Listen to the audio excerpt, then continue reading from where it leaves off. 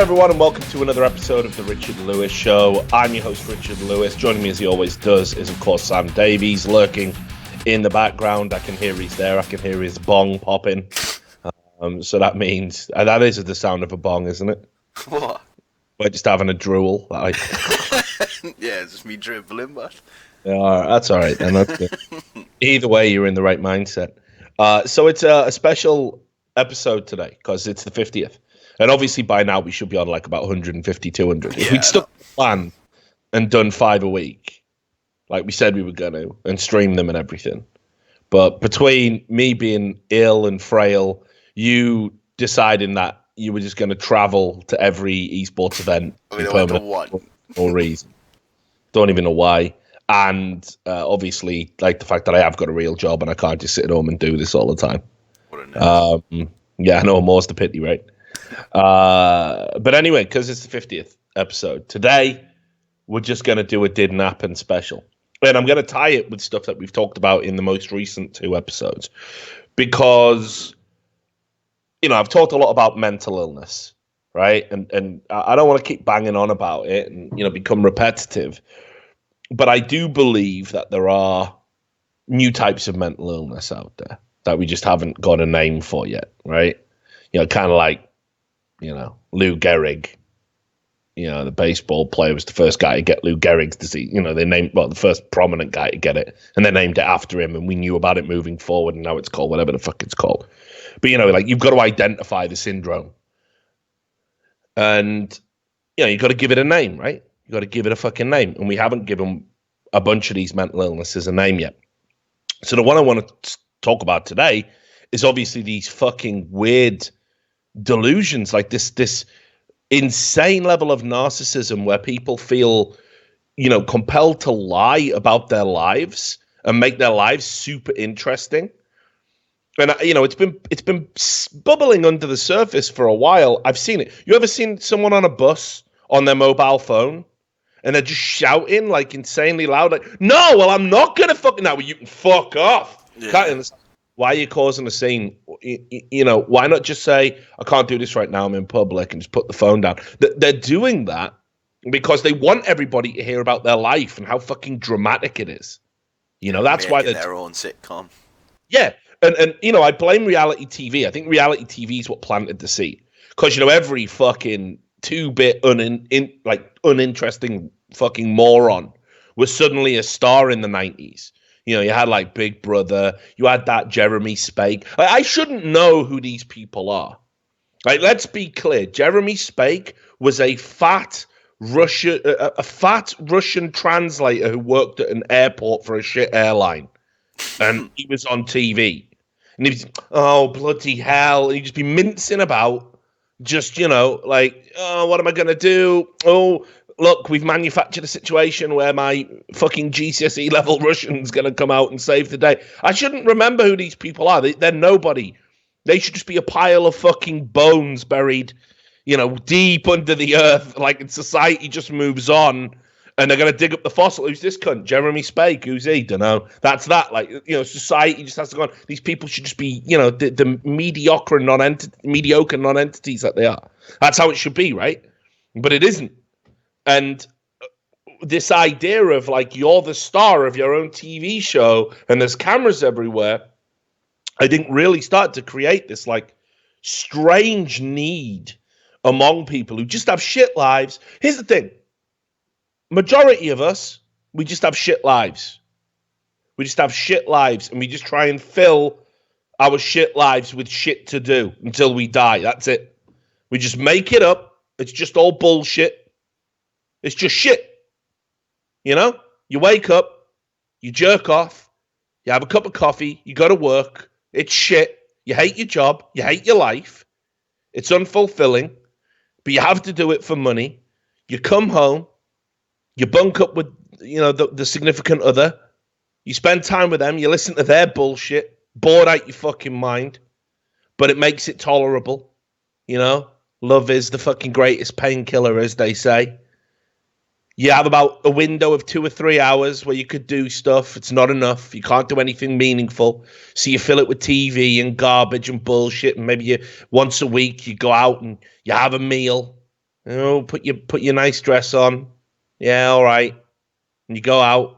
You know, sometimes you get really bored with a relationship and the sex is boring and everything's boring. So you think, oh, I'll just blow my beans in you. Let's just have a kid to try and make this more significant.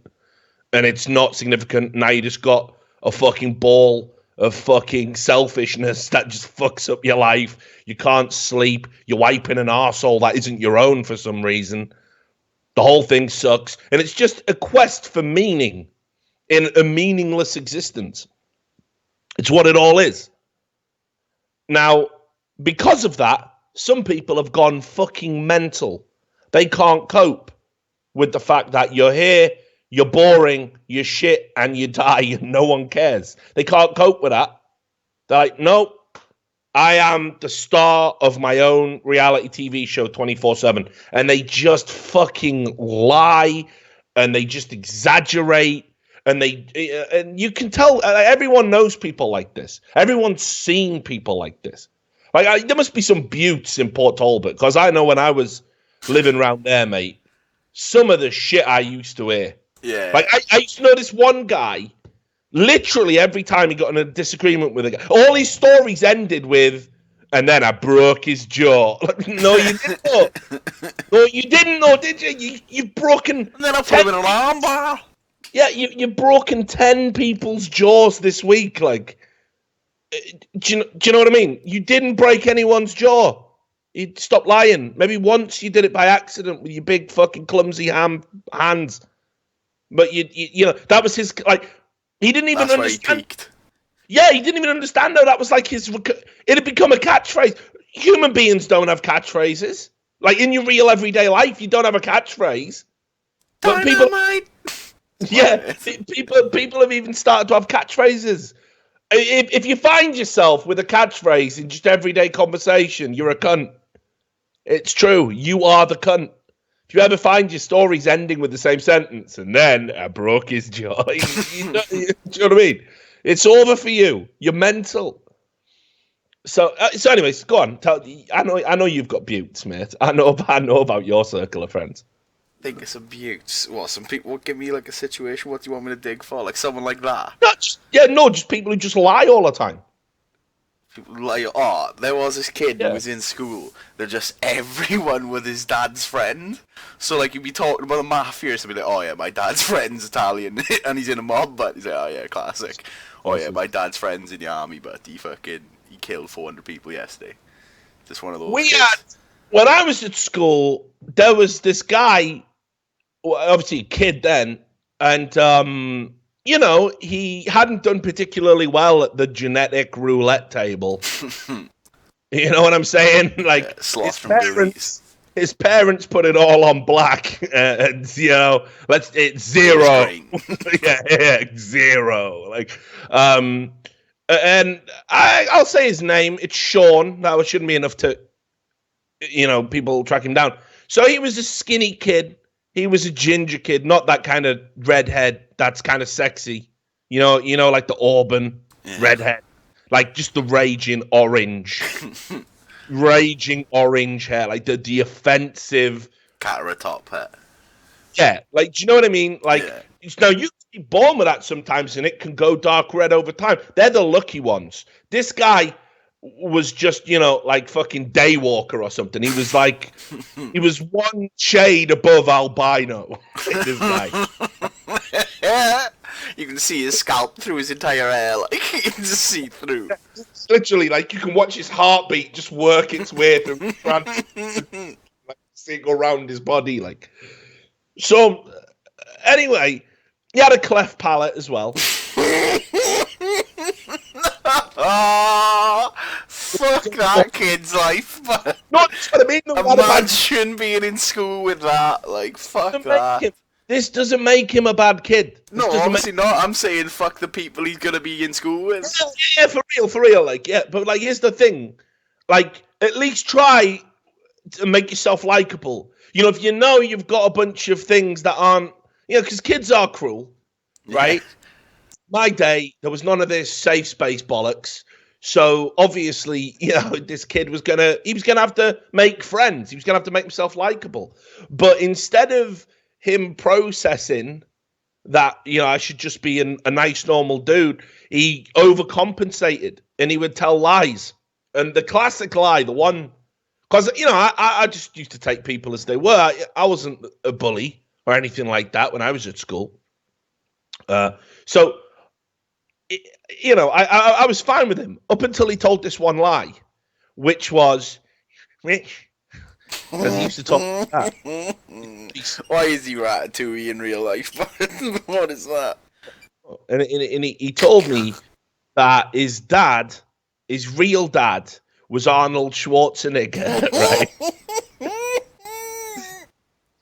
This is the... Oh, man. Imagine if it was true. Right, and he said his dad was Arnold Schwarzenegger, but, like, it was a love child. Yeah. Like, and could never get out, Which is quite an advanced lie, I suppose, for about 10 or whatever we must have been. Or 11. No, yeah, 11. So he told everybody that his dad was Arnold Schwarzenegger. I want you to think about this just for a moment, because Schwarzenegger was big at the time. This was the 90s, this was peak Schwarzenegger, right? He was the fucking, physical specimen. And I'd seen Sean's mum, she weren't, she didn't have none specimen. of that. Yeah, but she weren't like on the same level as a Schwarzenegger, but she was fucking, she weren't, there was nothing wrong with it, So the idea that Schwarzenegger's genetic, do you know what I mean? That somewhere in his sperm, there is that ginger, cleft palate. And the thing is, well, Sean was like, he wasn't particularly, like, for an 11-year-old, he was still undeveloped, he didn't have muscles. He didn't have any muscles, like. He just didn't have any. Like, when we used to go out for bike rides together. Snap his arms. He'd always be at the back.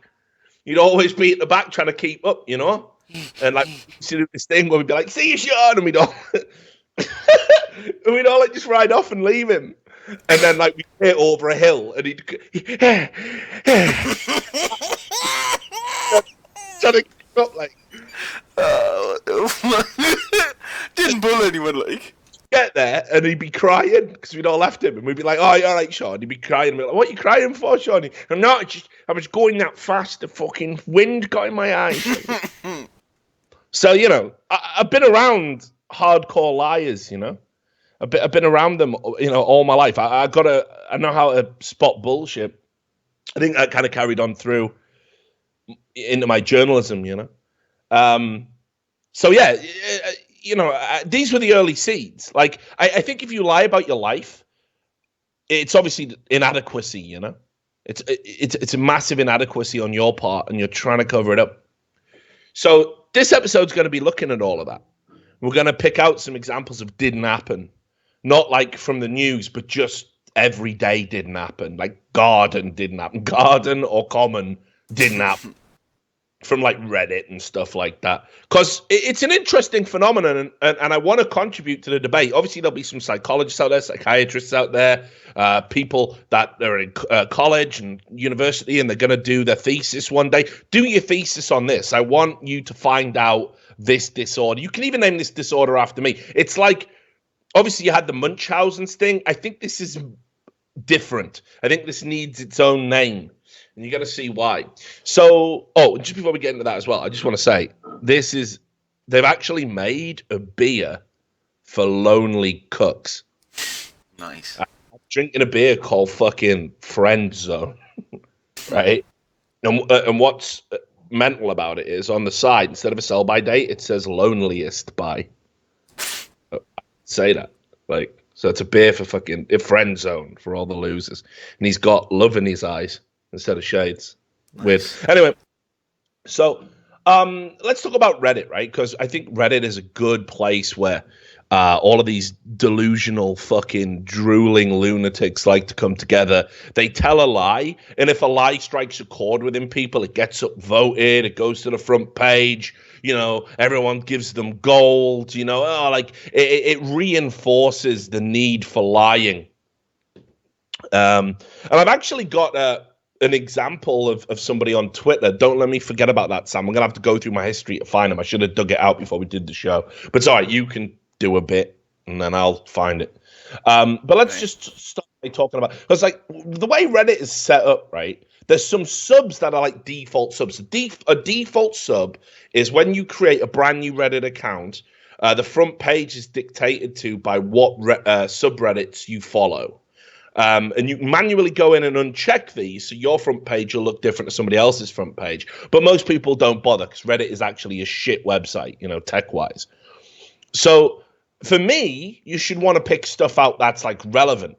But the average front page of Reddit, the things they deem to be defaults are just like retarded. Like, why is why is that a default? Like, it's a picture of a cat or a dog. Brilliant. Everyone loves pictures of cats, mate. Come on, it's really internet. Fuck that. It's dumb. It's dumb. Why is like basically, like, I'll just go through some of the subs that are default. It's nothing to do with the show, but it's just a pet peeve of mine, So, like, a default is like pics. So pics will always be like a picture of a kid, or a picture of somebody like pertaining to nostalgia, or a picture of a dog or a cat. Photoshop battles, Photoshop this cat into a stupid situation. Gaming is just, hey, look at a screenshot of this game that I played and it's doing something silly. Or, remember this? And then everyone types, yeah, I remember that. And that's like a popular subreddit for some reason. You've got stuff like, say, like, I don't understand it. Just cats, dogs, brilliant. Occasionally a baby, but mainly cats and dogs. Shower thoughts has got to be the most retarded one. Like, shower thoughts is just, there's two kinds of shower thought thread. Stand-up comedian said this, and I try and repackage the joke and pass it off as my own.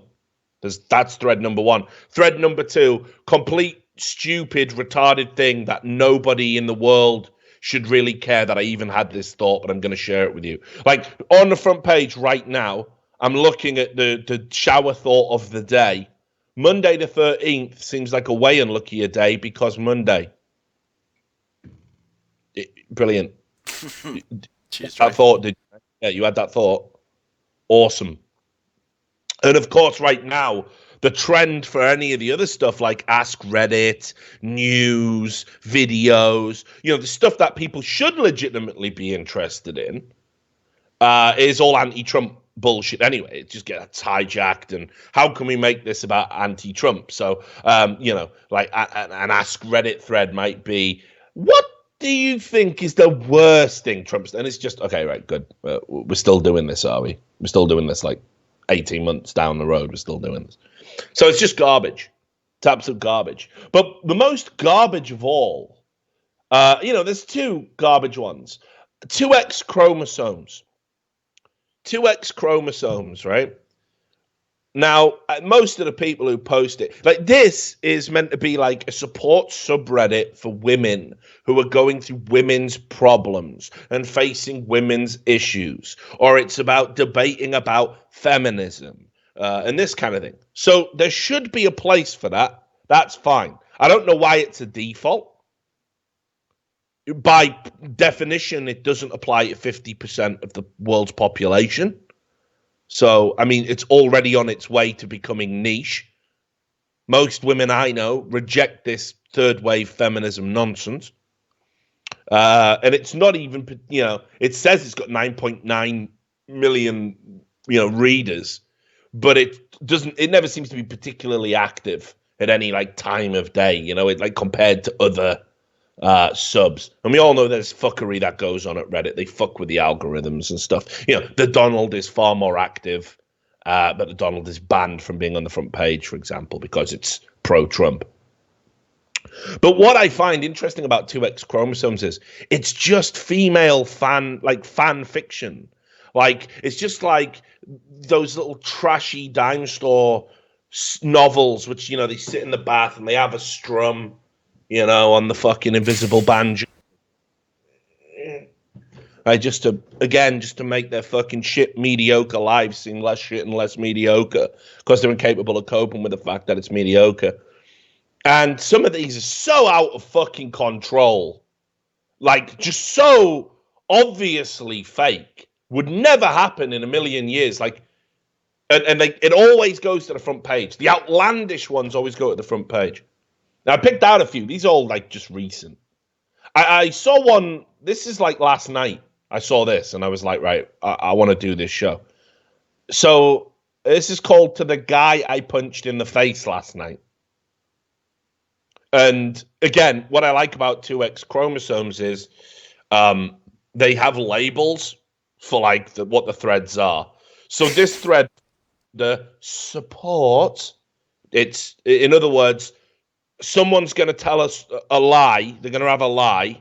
They're going to do a common or garden didn't happen. And we're all going to say, oh, you're so brave. Anyone that says anything other than that, banned immediately, right? It's just like a little love-in for people who need attention.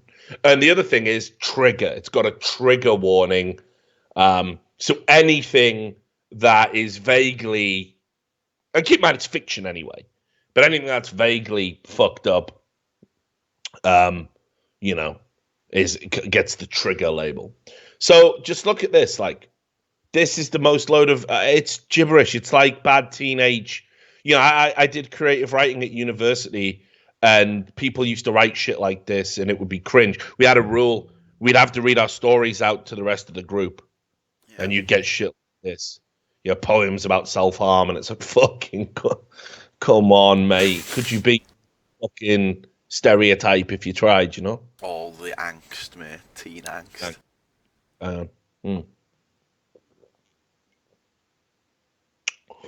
Just getting friend zoned. Drinking my way to the friend zone. I'm sorry that I feel guilty for hitting you when I shouldn't. I watched you and your buddies all night laughing and pushing each other into drunk women to fake fall and use their boobs as a grabbing. Right. There's no way. Right, let's just accept that happened. There's no way that happens more than once, but like, how many times can you do it all like, whoa, before you get kicked out? Right, yeah, I see. You did do it once for the banter. Yeah, you're getting out. Yeah. And this is the thing as well, though. I mean, I just want to say this. If somebody was doing this in a nightclub or a bar or whatever, they're getting thrown out and or beaten up by other men, by the way. The only time I've ever seen like a grow up happen when I was out, the guy got battered immediately. So I don't know why we've come to the point where apparently we just accept it, because I don't see that. The saddest thing I've ever seen is I once saw a guy go up to another guy at a bar, put his dick in his pocket, and start. What the fuck? And that was wild. Started pissing in it. Yeah, so he put his dick in this guy's pocket. This guy was sat at the bar. This guy walked up behind him, like, flopped his dick in the other guy's, like, jean pocket. Yeah. Started pissing in it. That's unreal. That's, like, the maddest thing I've ever seen. What the fuck? I saw a guy piss on another guy, but not straight in the pocket. And I'll tell you, that guy got violently assaulted. I got fucking wrecked. It was over. Was he just really drunk and just thought, "Fuck"? Oh yeah, clearly mangled. But I don't think he thought it was a toilet. Yeah, I think doing it for the bands, like. Yeah, he's doing it for bands, like it was pure drunk bands. Anyway, so immediately, if a group of guys were doing this, like I think their time is short-lived. But then he goes, I watched you put your faces into their chests, grab comically onto their boobs or ass, and then feign accident. When I felt your hand reach up under my dress and grab my ass in 3 quick pinches, my instant reaction was to turn around and swing. Which is a fair reaction, because you're being sexually assaulted. Although I must question, again, I'd probably avoid those people. I'd probably go and tell a bouncer or a doorman or a bar manager or, a guy that you might be out with. I'd avoid any retards doing stuff like this. But obviously, it didn't happen. None of this is important.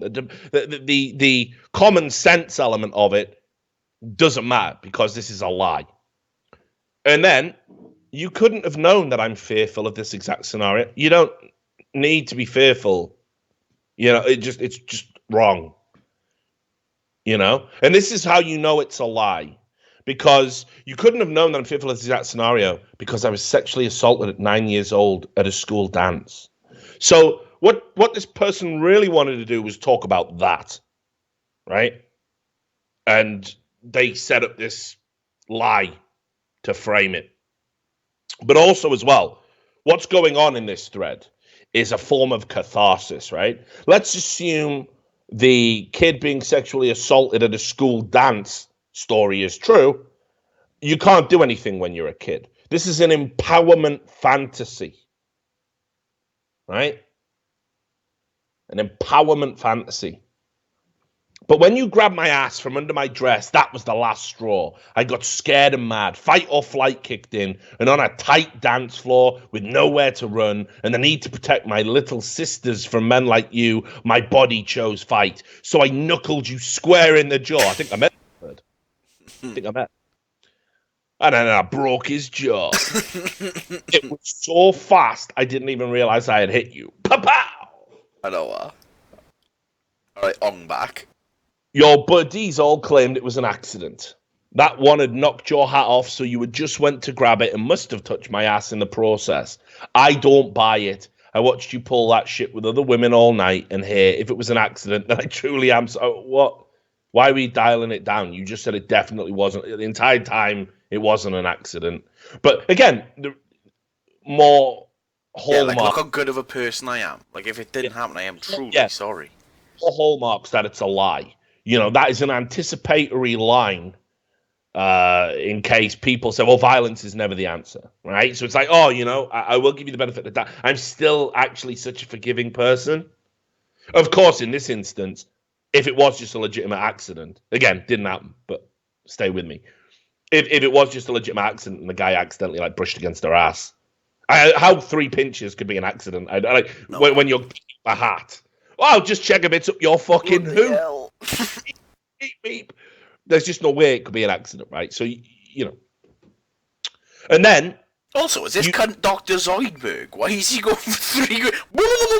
What is this? 3 quick clinches? It's Club Lochlan. Yeah, what was that? Hey, so I watched you pull that shit with other women all night, and hey, if it was an accident, actually, I'm sorry. You didn't deserve the hit because of me. You deserved it because of the other women I watched you touch. I'm sick to my stomach today, sick that I had to resort to violence to get people to stop, sick that you then threatened my much tinier sister that you would smash a glass. Where did this come from? Why isn't that the story? Just left that out. Yeah, because she tried to stick up for me. I am by no means the pretty sister, and hang on, who brought that up? Why? Slightly defensive, of course. Yeah, no, but it's mad, isn't it, though? This is how you know this is a fucking lie. You're just having a breakdown on Reddit, right? You just haven't been the pretty one. Just to say you're so brave, and I'm sure you are pretty, and good on you. You're a hero and a champion for all women, and of course, you know, out come the other lies, the sympathy lies. I just decked a guy at the end of January. All these women who posted 2X chromosomes, as it turns out, are all strong enough to deck men. And they're all experts in, you know, martial arts. You know, and then like just mad stuff. Don't be so hard on yourself. Pinching 3 times is not a mistake. No woman should ever have to be treated. We all agree, like, and this isn't real, by the way. And this is the thing. This is why does this get on the front page? So all these women, feminists with chips on their shoulder, can all, you know, that definitely is a terrible thing. That definitely happened. I'm going to believe it because it's listen and believe, and it's just not true. None of this story rings true. It just doesn't ring true.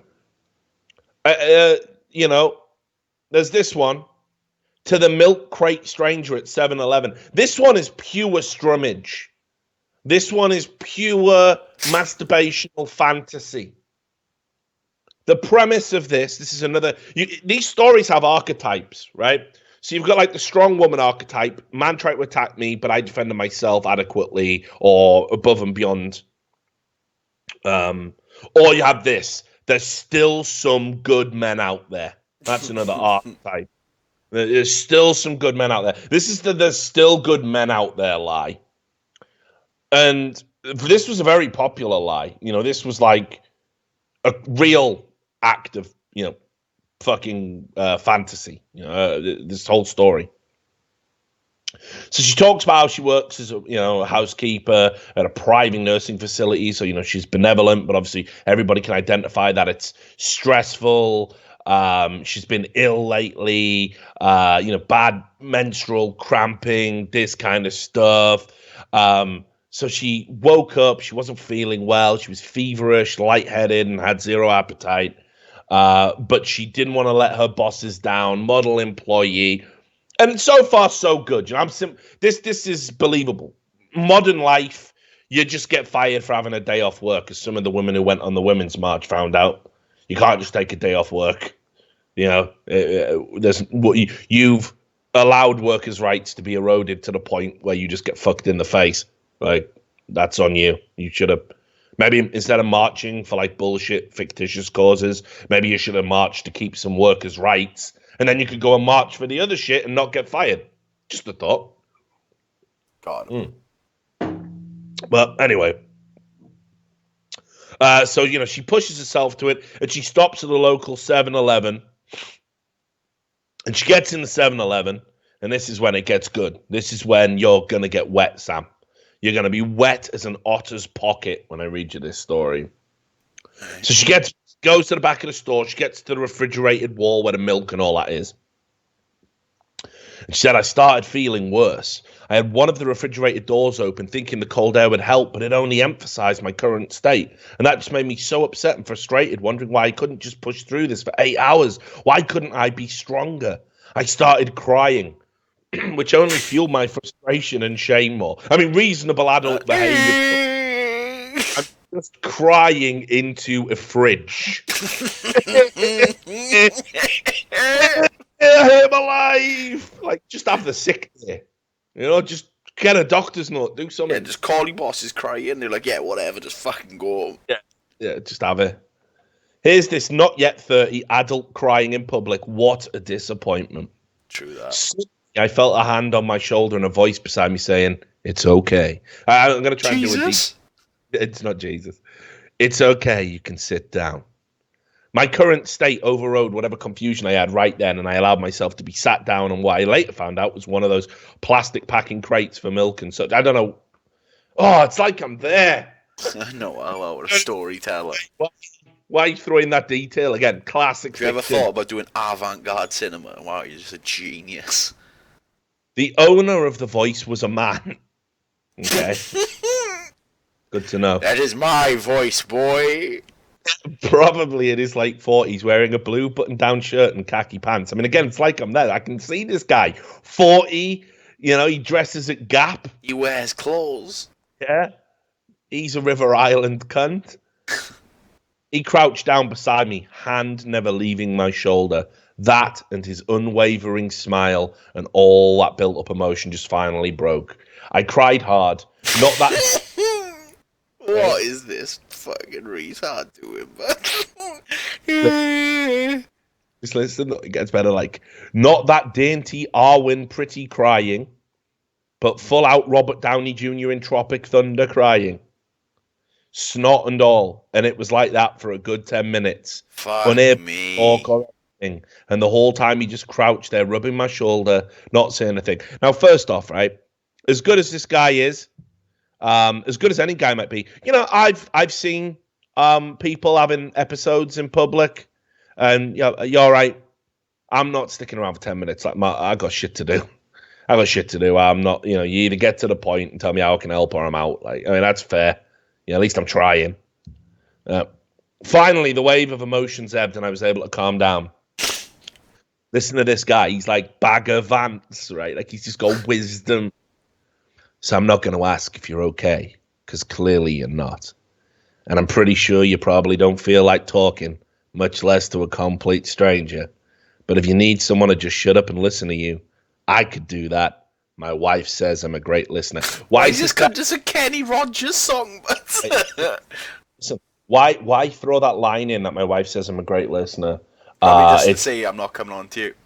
Exactly. So she establishes this guy as not a threat. Hey, he wasn't coming on to me. I know you're all cynical, embittered, miserable misandrists on this subreddit, but he's not one of them. He's married, so he must be okay.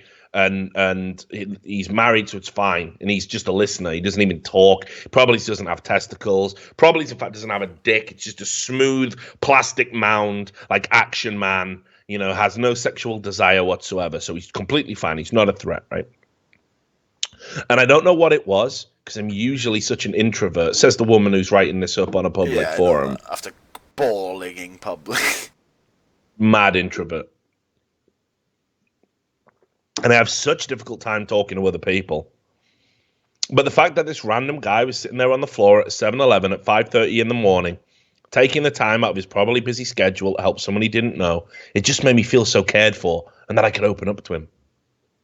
So I told him my story in a nutshell, having to stop a few times to collect myself, and he was right. He was a good listener. He never interrupted me once. And when I was done, he just sort of sat there quietly for a minute or two before saying anything. And I'm going to try and recall everything he said, but I might not get it word for word. There's no expectation on you to get it word for word, is there? This is an anecdote. Just give us the gist.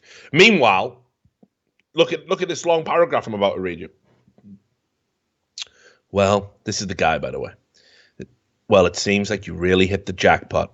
You have a job you love, and bosses that treat you fairly and respectfully, and you have co-workers who you wouldn't mind seeing outside of work. That's quite an accomplishment right there. That's just normal life, by the way. Yeah. Okay, let's set the standards low. Jackpot. All right, I have a daughter. Oh, he's got a daughter as well. Nice. Zero threat. Married with a daughter who's just about to finish up her freshman year of high school this May. And she just started her first job about a week ago at this clothing store at the mall, which is where I got these khakis from. And she tells me she couldn't be happier. She gets to work with a lot of her friends from school, has a nice boss, and the work is not so hard where it starts to interfere with her studying. And I was actually at the mall just yesterday, so I stopped in to see how she was doing. Of course, I didn't let her see me. Spy dad! Everyone loves a bit of spy dad. Like, dad's coming to check on me at work, and I just hide behind shelves and shit. I didn't let her see me, as I didn't want to be one of those dads who embarrasses their daughter in front of their friends. For the brief few minutes that I saw her, as she organized this table of shirts and laughed at one of her co-workers, I knew that she was really happy.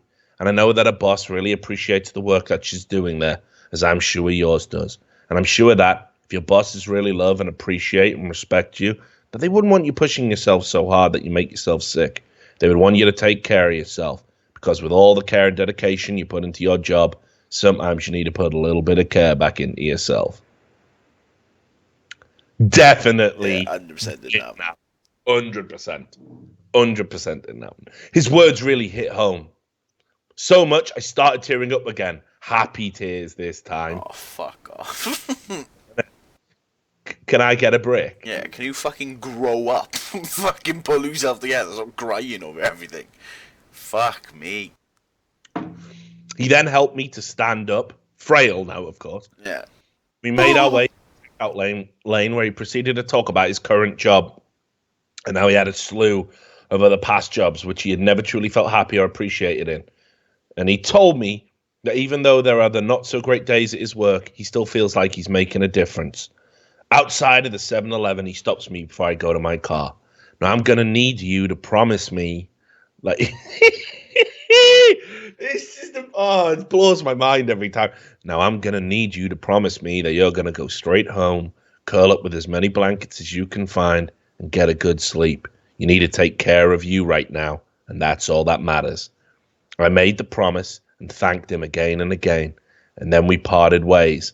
And even though I never got this fictitious man's name, I feel like I always just go back to the 7-Eleven and get it any time if I wanted to. I feel like I will never forget him, his quiet understanding or his kind encouragement, to know that there are still people out there with the world in its current state who are just so selfless and caring. It just makes me think there is hope after all. That is undoubtedly the biggest load of bullshit I have ever seen. And look, just look at the first comment here.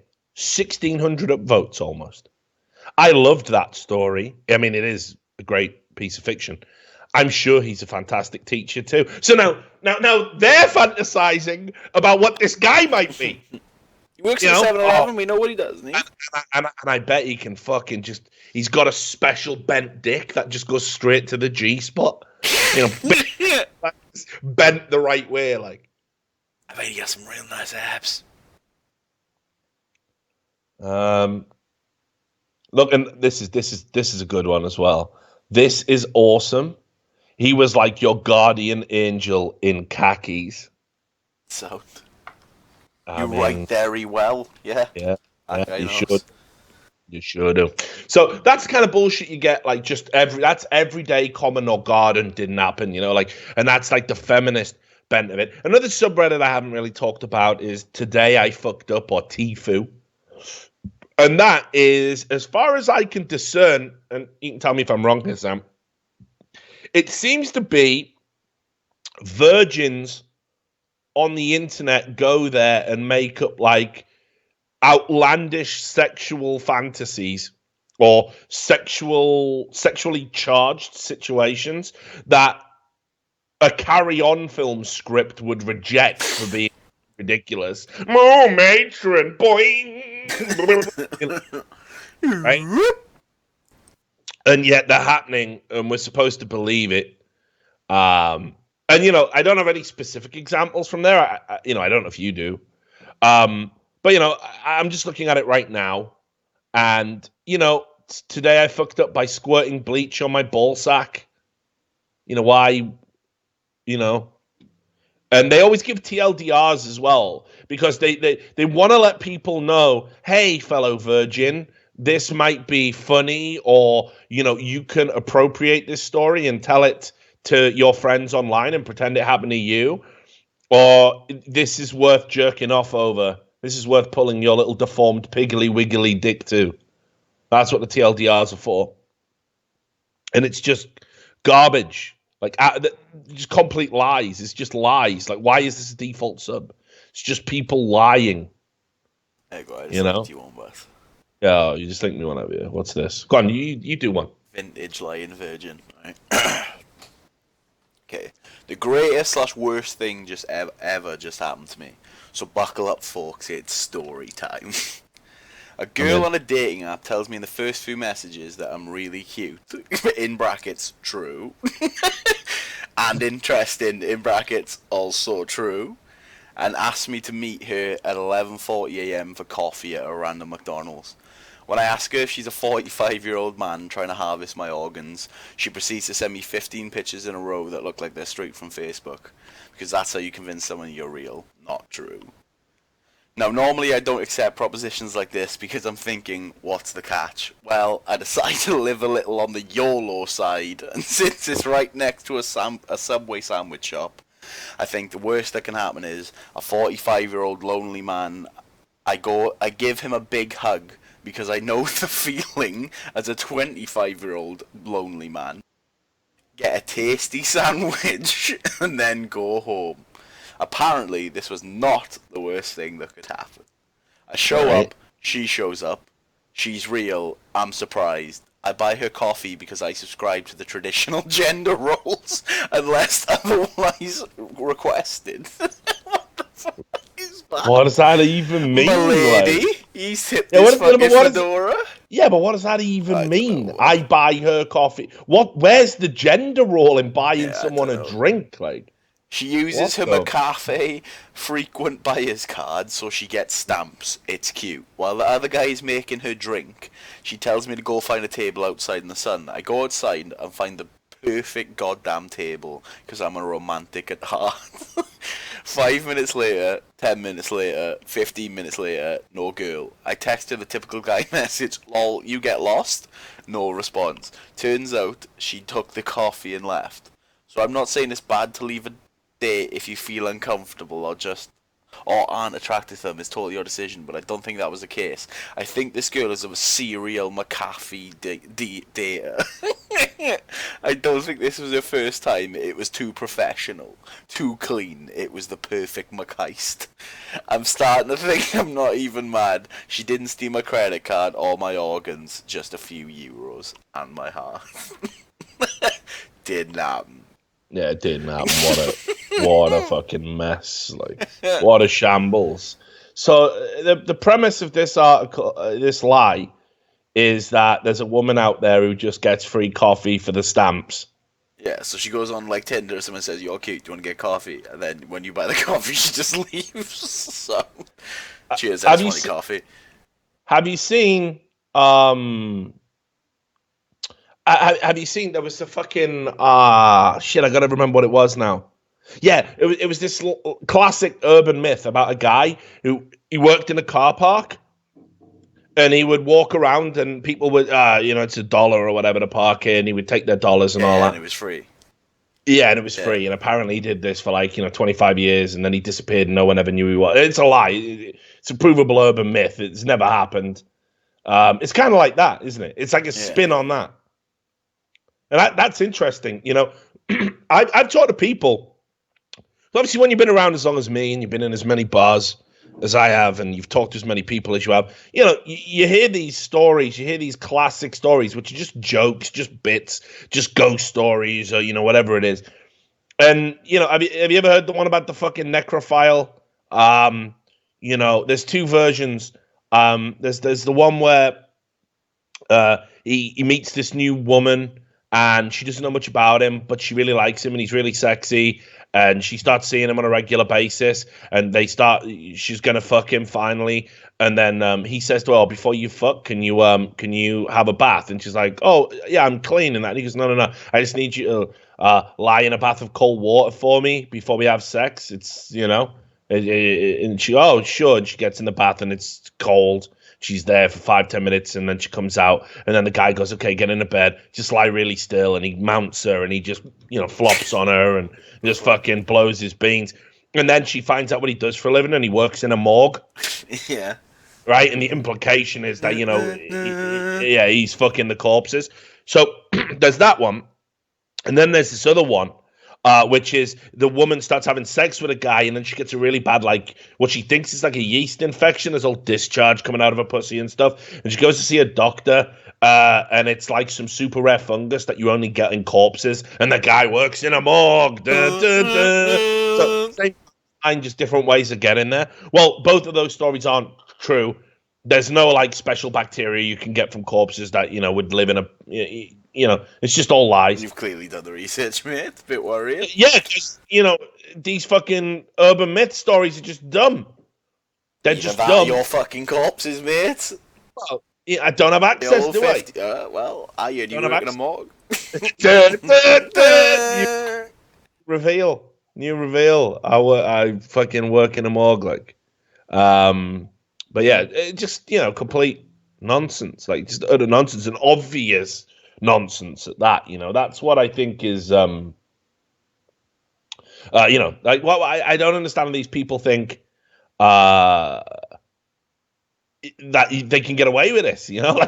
How do they not realize that people are going to see through this stuff? It is complete gibberish. But anyway, with that said, let's move on to the funny stuff. And the best place for this, I'm so glad that there are people out there who understand, that didn't happen is a very real thing. That it's a very real fucking phenomenon. And that's the subreddit of That Happened, which has some absolute classics in. And I want to look at some of those because I think it illustrates the point perhaps better than almost anything else does.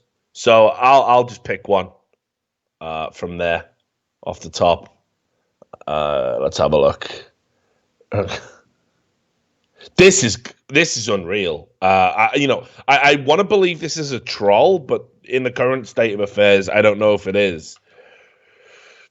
So this is just from a random thread, and obviously all the names have to be deleted if you post That Happened. Otherwise, if you hold people publicly accountable for ridiculous stuff they say in public, you're bullying them, obviously, which is dumb again.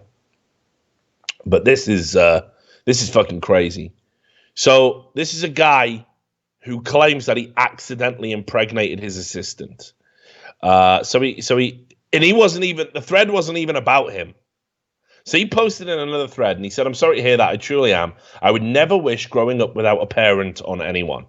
My situation is that I am working around the world trying to earn as much money as possible to send my children to a top school so that they can make something of themselves as I have.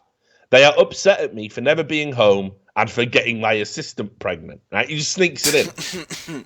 And then the guy goes, if you're being serious, then I apologize, but that last line is fucking hilarious. And he's like, maybe my English isn't that good, but why is it hilarious?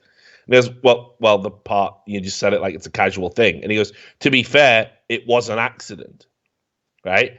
And at that point, you think, well, yeah, an accidental pregnancy, that's not a big deal. Like, they happen, right? Like, none of us would be here if our parents didn't fuck up. Like, if your dad didn't forget to, like, pull out and hold the fucking tip while he was doing it, 90% of us aren't here. You know what I mean? It was a bad decision. It was a bad drunken decision. That's just how it is. Like, yeah, I'm sure there's this myth that the middle class and rich people like to peddle that, pregnancies are planned and you try for kids. And obviously people do that. Vast majority of people, nah, you shouldn't be here. It should have been a blowjob. Like, things just went too far. But someone replies to him and says, what, she tripped, fell, and landed on your dick as you were ejaculating? And he goes, in a way. Right? We were on a busyness trip and had to share a room because the hotel fucking up. Like, all of a sudden, this guy can't speak English. Like, this is what makes, maybe it's a troll, but I don't know. The room itself had one double bed we decided to share. During the night, I had an erection, and my assistant was backing up in her sleep. The surprise penetration caused me to ejaculate in her. A little while later, here we are. It's not like fucking Lego, you know? You don't, dick, vagina, burp, burp. Yeah, Like, not magnetic. They don't just, like, go in. Just, what, like, who, have you ever been so surprised by a penetration? You spontaneously, like, blow your fucking beans? Like, what is this? Fucking apple pie, American pie? Like, what the... It just didn't happen, did it? It just didn't happen. And then, look, does she have a vagina like a yawning hippo? Why were you naked? Would you say it dribbled or splurged out? Reply, please. I'm close. And he goes, so he replies, like, we were naked because we are in a hot country. It was a full force squad. Obviously, the lie he told his ex-wife or something. What? Why is he telling that lie? Like, what the fuck is that about? That's do you know what I mean? That's like just fucking mental. Anyway, there's some other ones. There's some other classics. Let me dig out another good one here. But like that none of that's true. I'm not even disputing that maybe he did get his assistant pregnant, Yeah, obviously. But like none of that happened. I don't even think that's biologically possible what he's talking about. Let's have a look. And I guess the good thing. Oh, here's the other thing. We should talk about this. How many of these bullshit stories have you seen? They occur in public, right? And they always end with, and then everybody clapped. You know what I'm saying? Yeah. You've seen that? Yeah. This proves it's a disorder. Like, have you ever done anything cool in your life, Sam? Have I ever done anything cool? Anything cool? Yeah. Right, go on then. Oh, I don't know if I can tell them. No, just tell me something you did that's, not incriminating. Statute of limitations I got on one it. that still gets brought up. When I was playing rugby when I was like 12, I was playing against this really fast winger, and I noticed he grabbed the ball like in his own 22, and I was on the halfway mark, so I just started corner flagging straight away, just running for my own corner, and just before the try line, I smashed him so hard. It went like through, there was a baby thing on the fucking a baby carriage with a baby in it. I tackled him over a baby butt, knocked the baby carriage over and wrecked his legs. And then as soon as that happened, my coach just went, fucking break him! So there you go, that's pretty cool. That wasn't bad. I mean, it's a sporting event, so it's kind of a bad example. Did everyone clap? Nah. Everyone was more horrified at the baby that got knocked over and the legs breaking. Did you was the baby all right? Yeah, it was. Luckily, that's what I was scared for. I was like, as if I've just killed a fucking baby when I'm 12 years old. What imagine how shit my life would be if I'd killed that baby. I'll tell you a fucking mad one. Shit, this has got nothing to do with the show. This is this is just an unreal story. We were back when I was obviously, you know, where I went to university, and it was out in the sticks and stuff, and we used to play like real crazy local football teams, like farmers teams. Yeah. And I can't remember where the fuck it was. Was it Llandilo or Llandudno? Llangollen. I think it was a clan. It was clan something, right? So anyway, we went and there was this guy, and he had like, you know, them masks you get. Yeah. You know, he had a mask on, but we were looking at it, and it didn't look like one of them broken nose masks or broken cheek masks. It was a Phantom of the Opera mask, like legit, like it fucking covered like one side of his face. And we were like, "Oh, has he broke his cheekbone or something? Is he all right? Should he be playing?" And this is just rural Wales in a nutshell. And someone went, "No, well, what happened was," I don't even know why I'm laughing. This is horrible. someone threw a firework into a pram. And it just went off in this kid's face. And he's just deformed all his life. I mean, the guy was obviously a bit bitter about it all. He was just an arsehole. bit bitter about it. Yeah, he was like. So, was the mask really the best option? Wait, I don't know. This is the thing. I never saw under it. And he broke my mate's leg that game. Because we were winding him up. Obviously.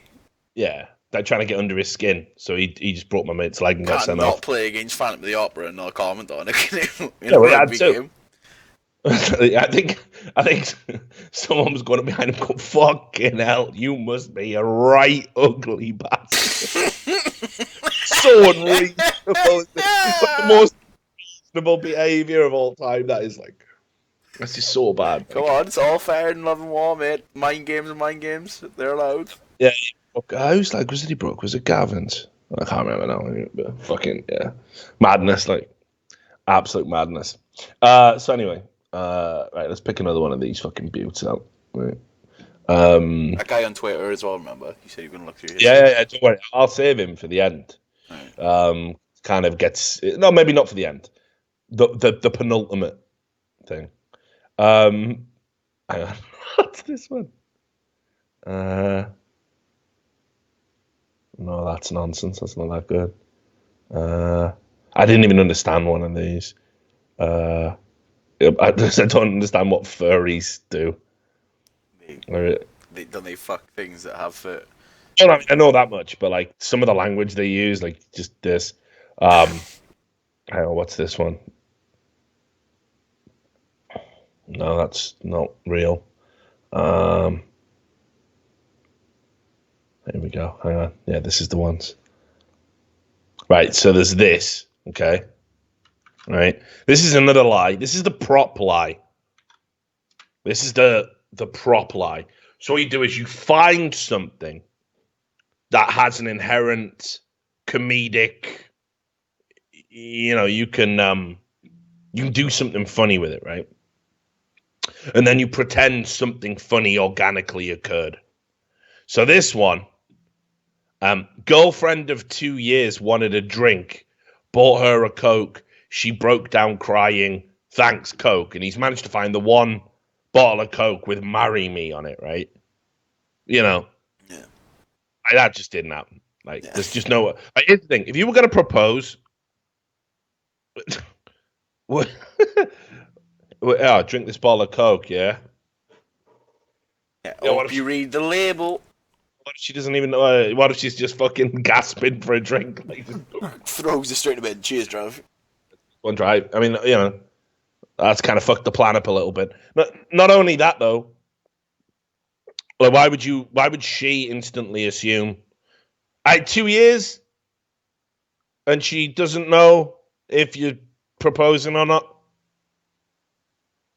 It's just the whole thing's just nonsense. It's just prop. It's just a prop comedy thing. It's just a bit, and it's a clear bit. This one I like as well. When people claim that the police are coming, this is another great lie. This is another didn't happen. Like, well, okay. So another type of lie. All right. Another classic type of didn't happen is the police are going to get me, right? But I don't care. I'm a rebel, me, right? You know, what are you going to do? What are you going to do, coppers? And you'll see this quite a lot. Like, yep, the police have been called. I've done something so wacky that the police are here. The police are coming. And I don't care. It's just another day in my wacky life. So this one is ridiculous. This is a guy. He claims he put a wig on his dog, and the wig convinced everybody that it was a lion. Just have a look at this picture. Sam, have you ever seen a lion? Budget lion, but that is a fucking hench doggo, but Jesus. Go big he is, but. Yeah, but hang on, right? I'm pretty sure, based on all the fucking houses I've ever been to, if it was a real lion, it'd definitely be taller than that gate. Oh, yeah, probably, like. Like, look at the gate for scale. Right? And this guy claims, I put this Halloween wig on my dog, and my next door neighbor's kid pissed his pants. I mean, the classic spontaneous pissing through fear. Like, rarely happens. You've got to be mortally terrified. You've got to be so scared your brain disconnects, you know, from the rest of your body. The old lady across the street took off running with her walker. Didn't. Yeah, so that's the lion next door. I'll just run through the street now with my walker. Yeah. That, fuck, my arthritis was terrible. I haven't been able to walk for 10 years, but I've just seen a small lion. So now I'm going to run off. And somebody called the cops, and they are beating on the door now. Like, well, cops are beating at the door. Better get on Facebook. Yeah, but write this message. Yeah, nonsense. So that's another type of lie. You know, if any story ends with "and the police are here right now," you got better things to do. You're not on fucking Facebook, are you? You know. So what's this thing that you've linked me? Murica. My phone.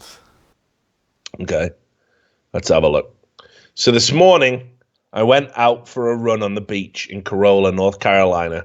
While I'm running, a couple had the nerve to stop me and tell me that my American flag patch I'm wearing on my weight vest offended them and I should remove it. I told them to take their hurt feelings and shove them up their ass. I am unapologetically American and a patriot, and I will carry this flag to the grave if no one's asking you. Like, legit, no one's asking you to carry the flag to the grave. Like, when you're in your grave, the flag will just still be there. Like, it's just, you know. Yeah, if you think I will, if you think I will listen to you when you ask me to be ashamed about being an American, then you better get out of my face. This is the land I love and the land I will proudly protect. Happy Monday. So there's a lot going on, isn't there? This is kind of like what right-wing virtue signaling looks like, isn't it? Yeah, but yeah, this is like what they do. I'm a patriot, yeah. I'm a mad patriot, and I jog, and I work out, and I'm an American, and I probably could have been in the military if I wanted to, but I don't. But I love the troops, you know. And I'll protect this land till no one's asking you to, mate. It's not under threat at all. Just relax. We got some fucking. There were some buttes here. This one blew my mind. This actually legit made me angry because it's obviously fake, right? But it's that level of the fact they told this particular type of lie made me angry because it screams ignorance. So here it is. Now, we've talked about there's a war going on, a culture war. That's very real, by the way. That's not didn't happen. Is happening. Present tense didn't happens. But this is unbelievable. So today, I went to my favorite cafe with Blue and Orange to talk, work, and have a good time. We ordered and were talking about the Oscars when I noticed that the man next to us was reading Adventures of Huckleberry Finn by Mark Twain, a classic piece of American literature. Yeah. Right? How what a nice little bohemian cat. Mortified. I was mortified. Blue saw that I was feeling uneasy and asked me what was going on. I simply pointed at the book that the guy was holding, and Blue understood. He was livid. I told Orange, what was that? Look at him reading.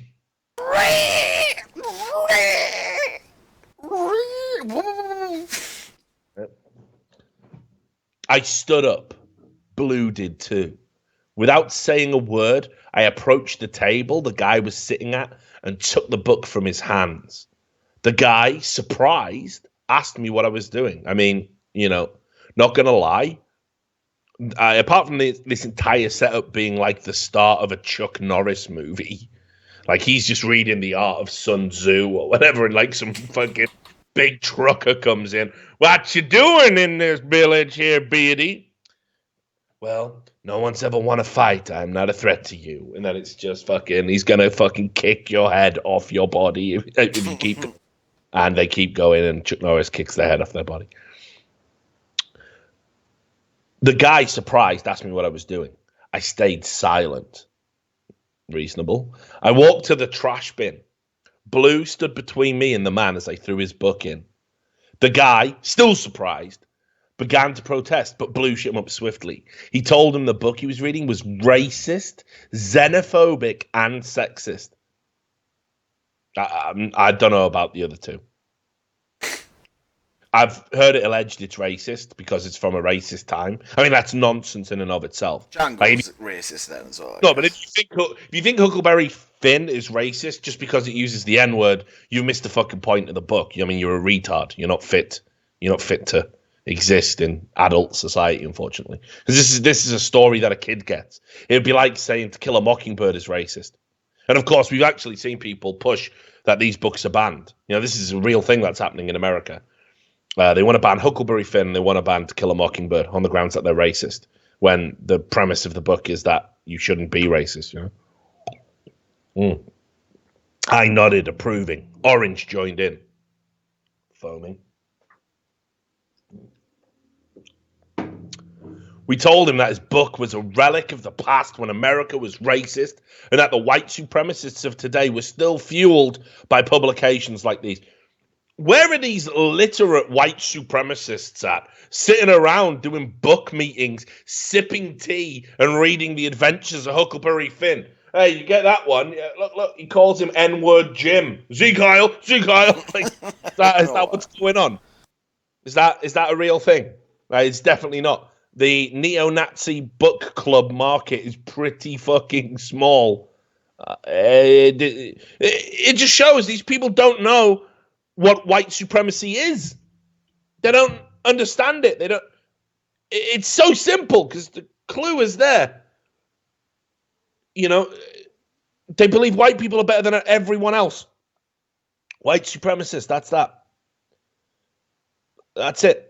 And no white supremacist is going to read Mark Twain and think, yep, this really speaks my language. Mark Twain, a progressive of his time. The guy mumbled something, his face red with shame.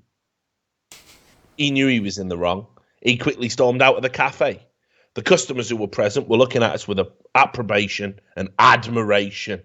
Good feeling. And then check this out. This is the ultimate delusional didn't happen. That like somehow you have changed. It's a lie. But in the lie, you have to just hammer it home to everybody else in your Facebook feed. I have changed the world. We made the world a better place today. The greatest and most powerful revolutions often start very quietly, hidden in the shadows. You're not hidden in the shadows. You're just a cunt. Out in broad daylight. You are a spotlit cunt. There's no revolution happening here. This didn't even happen. And what you have done here is show that you believe The Adventures of Huckleberry Finn by Mark Twain should be a banned book. And if it did happen, you're even bigger of a cunt taking this book out of someone's hand. Look, you didn't get laid the fuck out. Again, obviously, it's not something that would ever happen in the Four Winds in Port Talbot. No one's reading in there. The only thing you read is the fucking form guide for the racing, you know. Yeah, if you rip my racing times out of my hand, oh boy, there'd be digs going down. Leave it. The racing times is a relic of when horses were slaves. I don't know. Get the fuck out my boozer, you cunt. You know what I mean? It's unreal, isn't it? But, like, you know, again, imagine virtue signaling that you think books should be banned. Pretty sure didn't the religious right burn books and records and you know and like art? Yeah, and didn't the Nazis do that too? At what point should the penny drop that maybe you're not, if you believe in destroying art because it upsets you, like you're maybe not on the right side? So that what made me angry. I would love somebody to give me the unedited Facebook of this so I can find out who these people are. Like, I'm not even fucking around. I want to see them. I want to see what they look like, and I want to judge them. Fucking hell, it's Sean.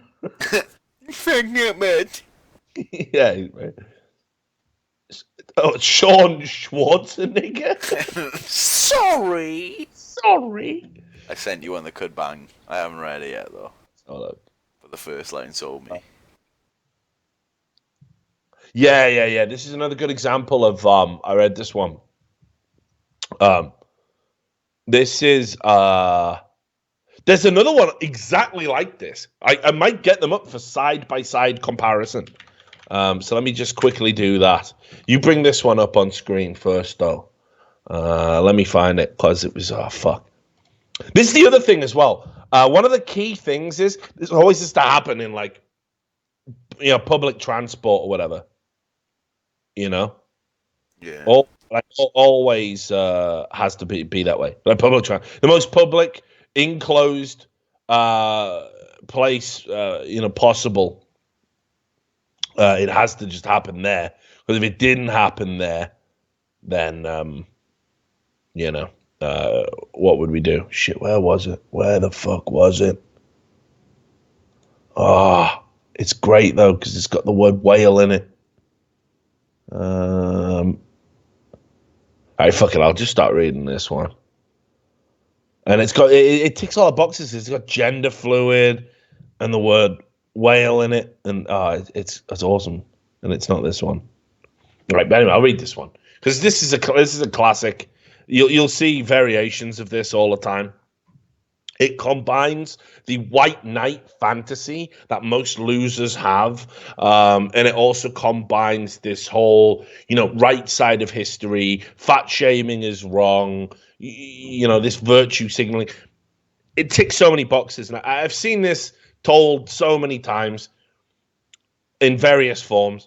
I was on the bus this afternoon, and there were 3 people at the stop. The first 2 were white, skinny teenage boys, and the third was a beautiful, bigger woman. Right? Now, I don't know about you, Sam. Right? Thing is, I'm an equal equality, I don't actually care about the whole, like, a woman doesn't need to be thin for me. There's limits, though. What do you mean, attraction-wise, or just, like, as a rule in society? I've been with big chicks.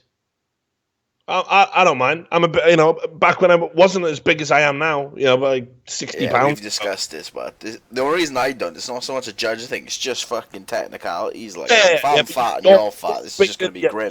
You're bigger than me, though. Yeah, that's what I mean. I'm on the wrong side, no doubt, but it's not as logistical a problem. There might be like 1 or 2 positions off the table. That's about it. With you, it's like you say, you're jetting on your side. That's it. I'm bored. I'm bored of laying on my back. I get it. But, I'm the face guy.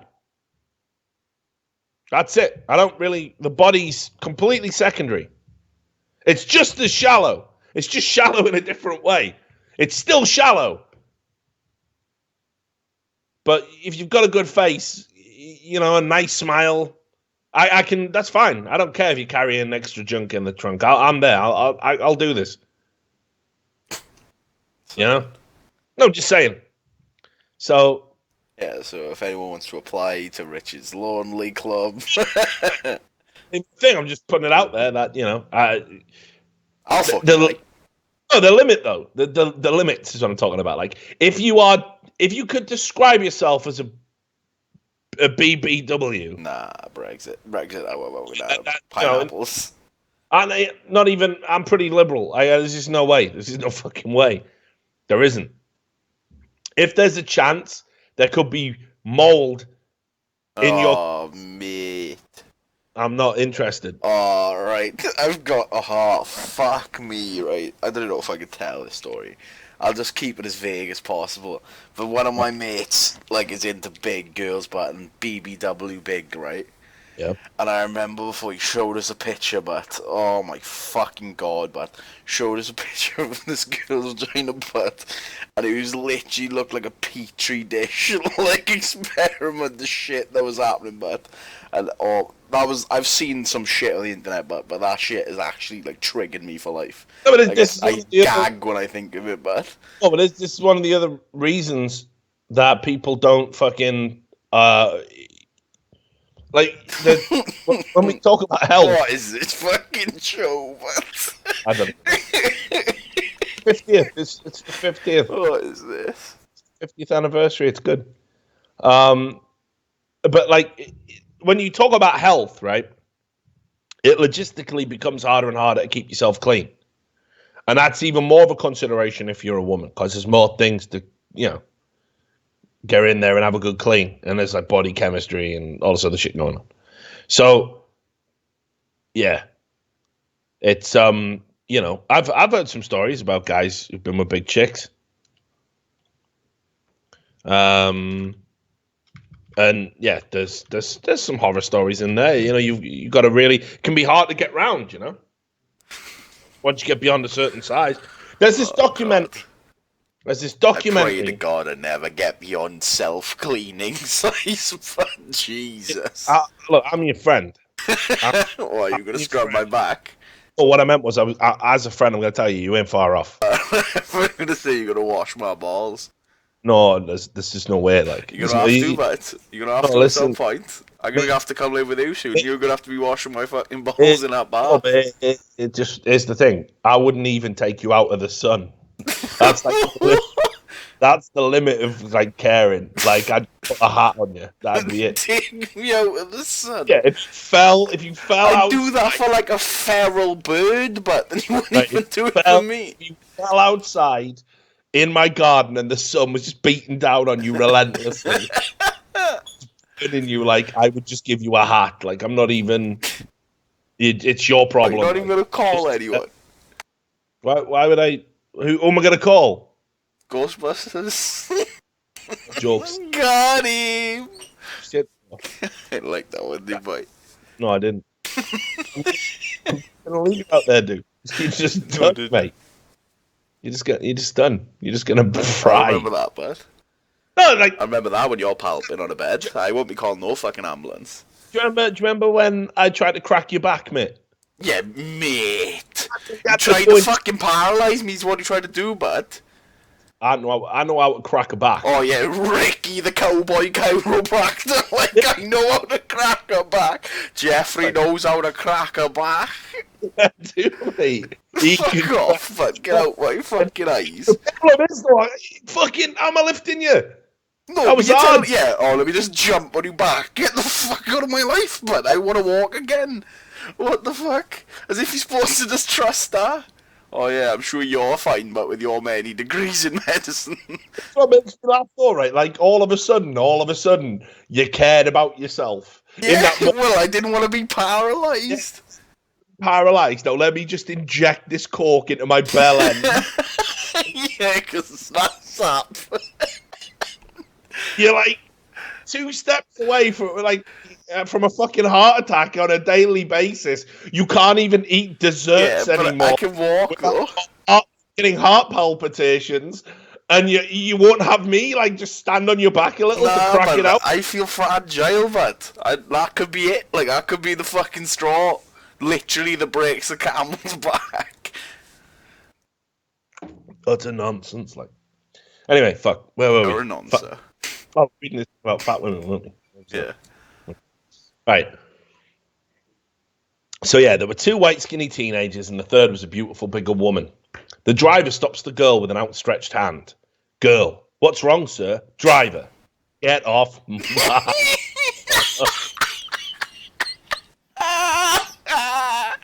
As if happened. Get your fat fucking legs. So fat. The driver won't let you on the bus. What world is this? What place is this? It's public transport. Like, there's no way. Oh, fuck up, man. There's no way that happened. Girl, what have I done? Driver, you picked up the fork 5 years ago. Put it down. Gotti. A pretty good line now, mate. I'm going to use that. Girl, what? Driver, you are much too fat and disgusting. You need the exercise. So get off my bus. It's not his bus. If a bus driver ever says, get off my bus, just do explain to them. It's not your bus, but... It's not like being a cab driver where you lease the cab and you make payments on it. And it's provided by the city. You don't have any investment in the bus whatsoever. Anyway. So get off my bus and walk, you flabby fucking bitch. Right? Look at this stuff for a reaction. This is how you know you're dealing with an I keep reading ahead, but I shouldn't be. It's ruining it. Well, listen, this isn't even a proportionate or normal reaction anyway. Like, by saying this is how I reacted, you are saying I have a form of autism. I am unreasonable. Up immediately and ran to the front of the bus and spat in like, someone's fat shaming. Like, what is that? That's unreal, man. What is that? What is this lie that you're telling? That's unreal, man. He spat in his face for being such a disgusting human being. I said, you don't know her story. You and your stupid preconceived notions about health and beauty can fuck yourself. Then I grabbed that beautiful lady by the arm and walked off the bus arm in arm with her and didn't look back. But I could hear the entire bus applauding. That was just her bingo wings. Yeah, that was your cankles flapping. I mean, come on, dude. That's the biggest load of bullshit, though. Spat in his face. Who writes that and thinks that's the keeper? That no one will question this. That's so fake. Also, who gets spit in their face, and then allows them to say that entire sentence without doing anything? But you got to be honest. Like, that is fucking mad. Like,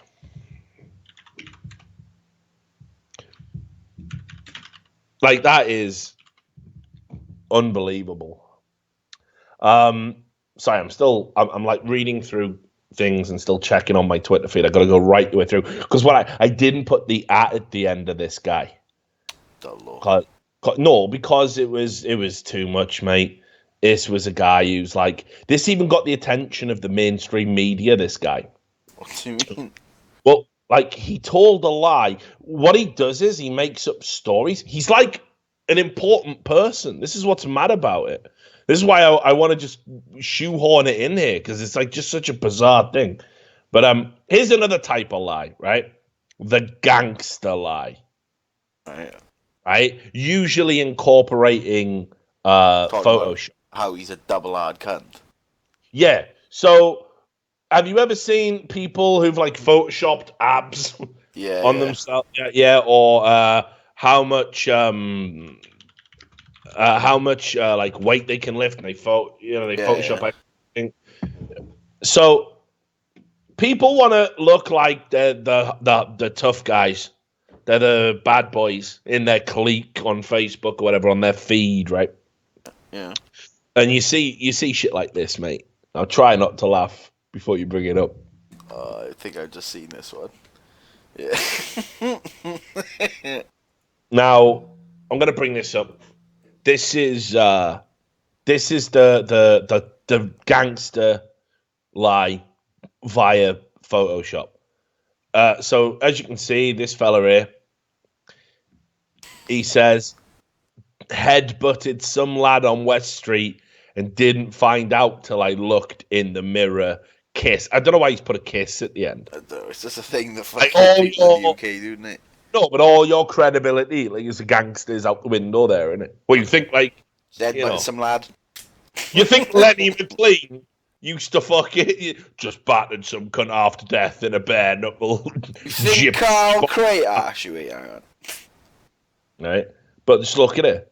Look at the most... Right, I just want to say, if you had a gash that size in your head, you would definitely notice, like, I mean, you would, there's no doubt you would notice.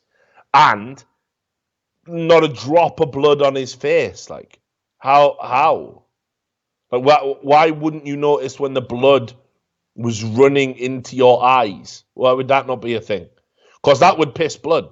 Like, I got hit with a hammer once, and it dinked it, like, it went dink like that off the skull, and it just took a flap of skin, like a tiny little flap. You can see there's like a little scar there, just in with my receding fucked up hairline, and that pissed blood. I that was just I think, was that rugby or no? That was from rugby. I think. Split my head open there. That also pissed blood. I can testify from my own experiences that a head wound will bleed it looks like it's bleeding a lot for the size of the wound. This gash, which makes it look like a fucking zombie, but like a size of it. Like what is that like? That's what? Fucking 3.5 inches? So yeah. Right? A 3.5 inch gash. I mean, you're half inch wide as well. Yeah, about half an inch wide. And who the fuck did he headbutt, by the way? Fucking King Kong, but oh man, hell. He headbutted a pyramid head from Silent Hill. Boom, like fuck. Headbutted Prometheus headbutt. Yeah, he's headbutted the wolf. So it's mad, like. What a fucking insane lie. Like, he thought he would get away with that. What, and that just shows as well how like, dumb these people are. But, even on some, like, zombie retarded instinct, they still feel compelled to lie. They still feel they have to tell a lie. They have to be that somebody, right?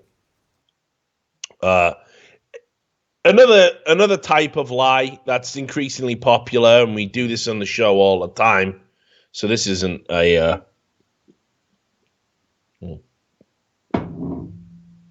anything new, but this is a good one. The virtue signaling lie, the Trump's America lie. We ran this a bunch of times. Like all the stuff that Sean King would fucking retweet without even questioning. I was at a gas station and a guy just came up to me and went, "We don't want your tap round here, you black bastard," and just pistol whipped me to within an inch. And then he stole my gas, and I called the police. An American Eagle swooped down and saved me just before I died. I called the police, and the police turned up and went, "That's just how we do things down here in the South." And then he fucking, what are those things called where you blow into the bottle, the jug?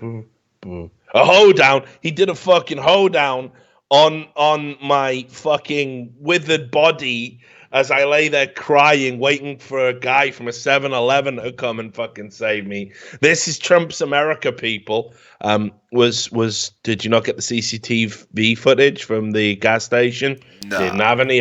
It's the only one in America that doesn't have any. Which I think might even be, I mean, it's common sense. I think it might even be a legal requirement in some states. But yeah, this was the one that didn't have it, ladies and gentlemen. Yeah, it's just nonsense. This one is linked to my Twitter. So we're going from this to that, and then maybe back to some fat people or whatever. But, right. So this is unbelievable. So today, I was at work, and I was serving this Muslim lady. I smiled at her and she looked at me and said, "Aren't you going to criticize me for being Muslim, especially since today is 9/11?" And I'm just like, "No, Mom, you didn't do anything. None of it was your fault. Besides, I don't discriminate." She started crying and told... Well, these weak people, but... She started crying and told me she was the first person to... She told me I was the first person, I suppose that's meant to read. I was the first person to ever have been nice to her like that. It's sad seeing how discrimination and racism can affect someone that much. Sad face. Well, real talk, yeah? This is just you saying I'm down with the Islam and that. And, you know, I'm a liberal and all this. None of this happens. The idea that Muslims are walking around in broad daylight and people are coming up to them, "Go back home! Woo! I'm gonna show you!" It's just not real. It's a fiction peddled by the left, peddled by progressives, and pretending that it's happening actually does exacerbate the problem, because I imagine that the people in this person's timeline are going to read this, and I'd like to think that other people are going to say this is just a lie, isn't it, mate? This is just, like if I ever saw anything like this and any of my friends ever posted anything like this, like, "You'll never guess who I just fucked," like Richard Branson, Wayne Rooney. Yeah, Wayne Rooney, like you know what I mean. Like, I'm probably gonna. That didn't happen, did it? Though that's just. I'm sorry. I'm just gonna call you out in front of everyone else here. Like, you're bullshit. A video of him bumming Wayne Rooney, and you got egg on your face once again. Right? And then, like, yeah, exactly. Here's the thing: if you can prove it, and it is just a wild story. I'm somebody's had wild stories happen to them. I'm sure when I tell some of my stories, people think that's nonsense. And you try and you can't prove them all. So whatever.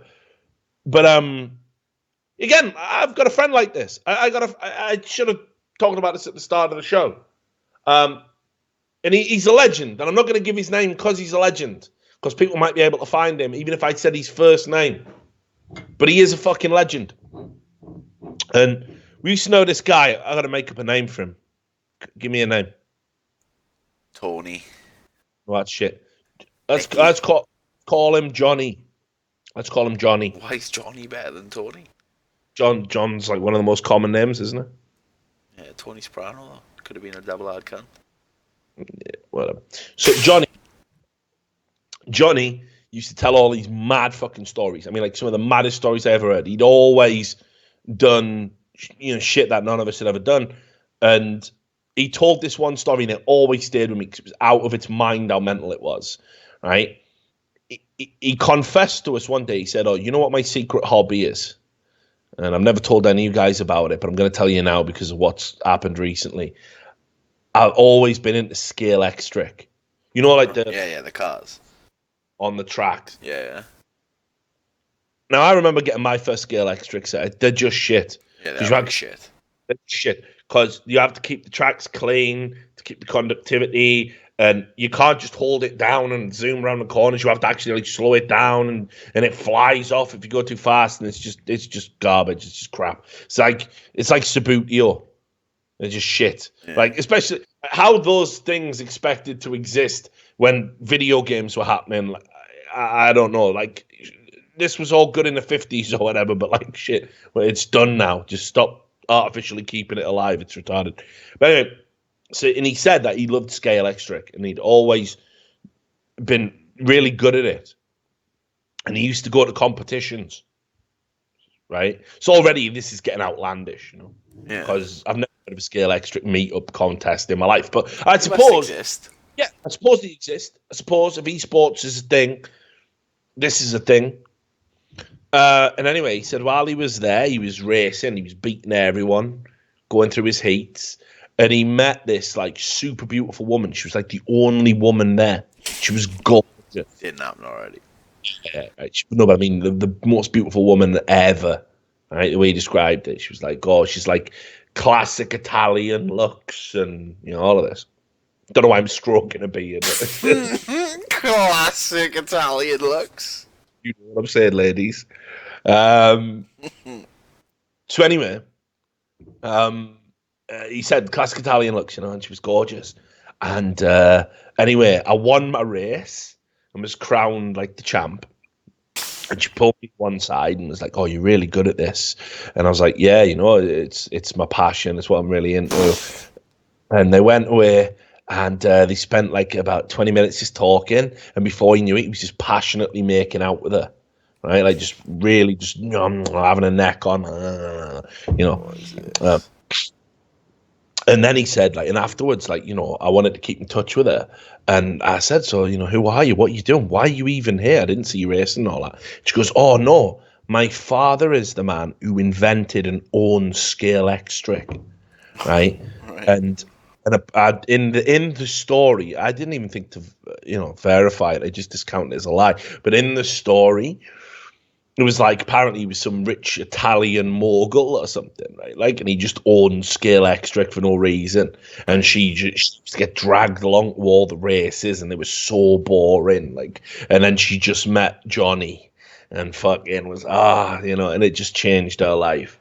Now, this story was absolute garbage, but he said he was dating her now. He said he was, and you know, and I've met he would come back like every week, every 2 weeks with an update. Oh, I've met Mr. Scale Extric. You know, he says I'm going to be a beautiful son-in-law. I might inherit the Scale Extric fortune. You know.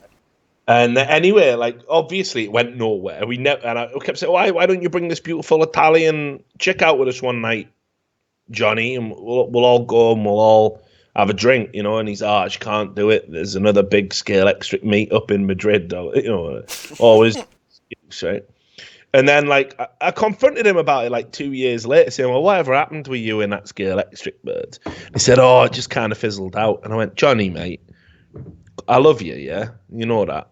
It was just a lie, it was just bullshit. And he went, the thing you got to know about me, Rich, is sometimes I just make up stories to make my life sound better. I swear. And I was fucking legend, man. Like, straight up, and I said, you know what, mate? That's all right with me. That's all right with me. That's so mental, though, mate. That's so mental, man. Still friends with him now. That's so mental, man. He's a legend, like the fact that he was just so praised. Didn't squirm. The thing you got to know about me is, Rich, like I just make up stories to make my life sound better. Like that was it. That's mental. Yeah, ultimate justification. Right. So anyway, virtue signaling lies. So I'm gonna here you go. Right. I'm gonna find it for you. This is it. Right. This is the guy. I've actually got it here. So I'm gonna give you this Twitter feed. Right. Now, what you need to do, first of all, is go into this feed. Okay. So, this guy, all right, is called Dave Lauer or Law. I don't know how you pronounce it. But he's actually, you know, he's an important person, right? Like, if you look at his Twitter bio, you will see that this guy is a U.S. equity market structure consulting and regulatory reform advocate. Right, and he talks a lot about American finance and all this stuff. And I've read features on him in like, you know, fucking Wall Street Journal or whatever. And you know, this guy knows what he's talking about. And he actually says stuff that's makes a lot of sense. But I saw this tweet that was going viral. And it's exactly like the one we just saw with the Muslim, you know, on 9/11 one. And the thing is, right, what you have to understand with the chronology is this was just, you know, at the height of the old, oh, it's a Muslim ban and we're not taking refugees and immigrants. Why is America like this, right? It was at the start of this month when it was kind of just tempering off. So he goes, yesterday I was picked up by a rideshare service. The driver had a strong accent. I asked him where he was from. He answered that he was from a small town nearby. He was clearly afraid to tell me the country he was from, clearly a recent immigrant. We were passing Front Street in Philly, where Rocky was filmed. It's not, again, you see these liars and how they pick convenient things to help you picture the lie. You know how they do that, right? Vintage lying technique. Yeah, you add random detail to make it seem normal. Yeah, random detail, because then you think, well, why would you make up the random detail? Well, this is how children lie. Okay, where Rocky was filmed. I told him how my grandfather grew up there. I then told him that in the current climate, I was proud that my great-grandfather was an illegal immigrant to the US. He asked me where my great-grandfather emigrated from, and I told him Canada. He perked up. Then he told me his story. He explained that he worked for the Canadian and US armies in Afghanistan as a translator. He speaks 5 languages. He survived 2 IED attacks, including one that broke his leg and shoulder. He had just moved to the US and received a green card. This hero, whose 2 children are the same age as mine, working 15-hour days to provide for his family, was worried to tell me he's an immigrant. I couldn't believe it. It was just so sad to see this effect. Regardless of your politics, you cannot be proud of this. So this was his big Twitter thing. And I usually don't, like, when I see these things, I just, but it was going viral. All these, like, leftist outlets were, like, just writing up this story. Again, oh, it's a matter of fact, you know. Look at Dave Law's amazing perspective on it. So I tweeted at him this. You know, will you be producing more fiction in future? Right. And interesting enough, he replied, and he said, your cynicism is staggering. Why would I make this up? I also have a receipt to prove it, right? Well, what would that prove? You rode the fucking Uber? You know, yeah, great, nice one. You got picked up by a rideshare service. Well done. I explained it's called virtue signaling. Not to mention, you admit it got you significant attention. The receipt doesn't prove any details. Because I have no idea what virtue signaling is. And his Twitter feed's full of it. It's all anti-Trump hysteria, you know. Nor could I possibly have controlled how much attention this got. And this is a point. He definitely couldn't. And then here's the other thing. So what I quickly realized was this guy, every time there was a news story, a topical news story, he put something out there about himself. And there was this here. This was the next one he did. He goes, I mean, first of all, he talks about how, like, if he flies anywhere, he will not show his ID if asked. Which, I don't know how many progressives think this is a good idea, but I honestly hope they stick to that, because then they'll end up in prison and there'll be less morons on the street.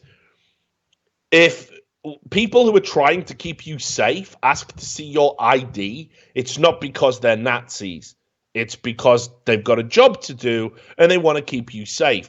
And I don't like going through airport security more than anyone else, but in the climate we're in, this is the reality we all have to deal with. This isn't the onset of neo-fascism. This is like, there's people who want to kill you, and if these measures aren't there, then these people will have an easier time killing you.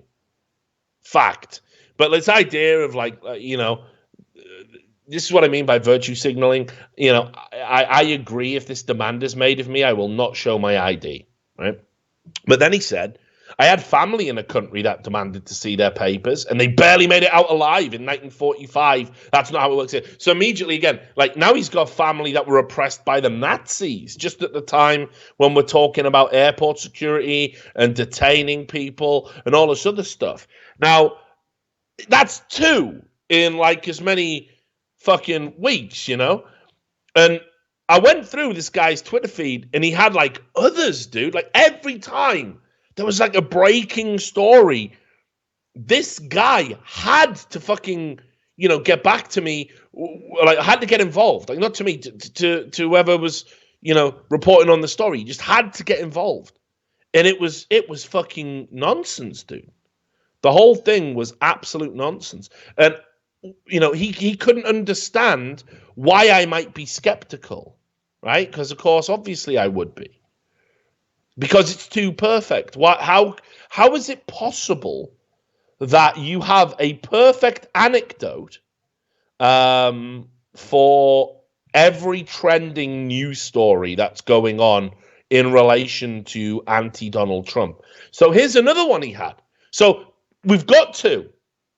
Back when it was show your papers, he had relatives who've been oppressed by the Nazis. When it was Trump is anti-immigrants, definitely isn't. I mean, married to one, obviously. It was, fucking,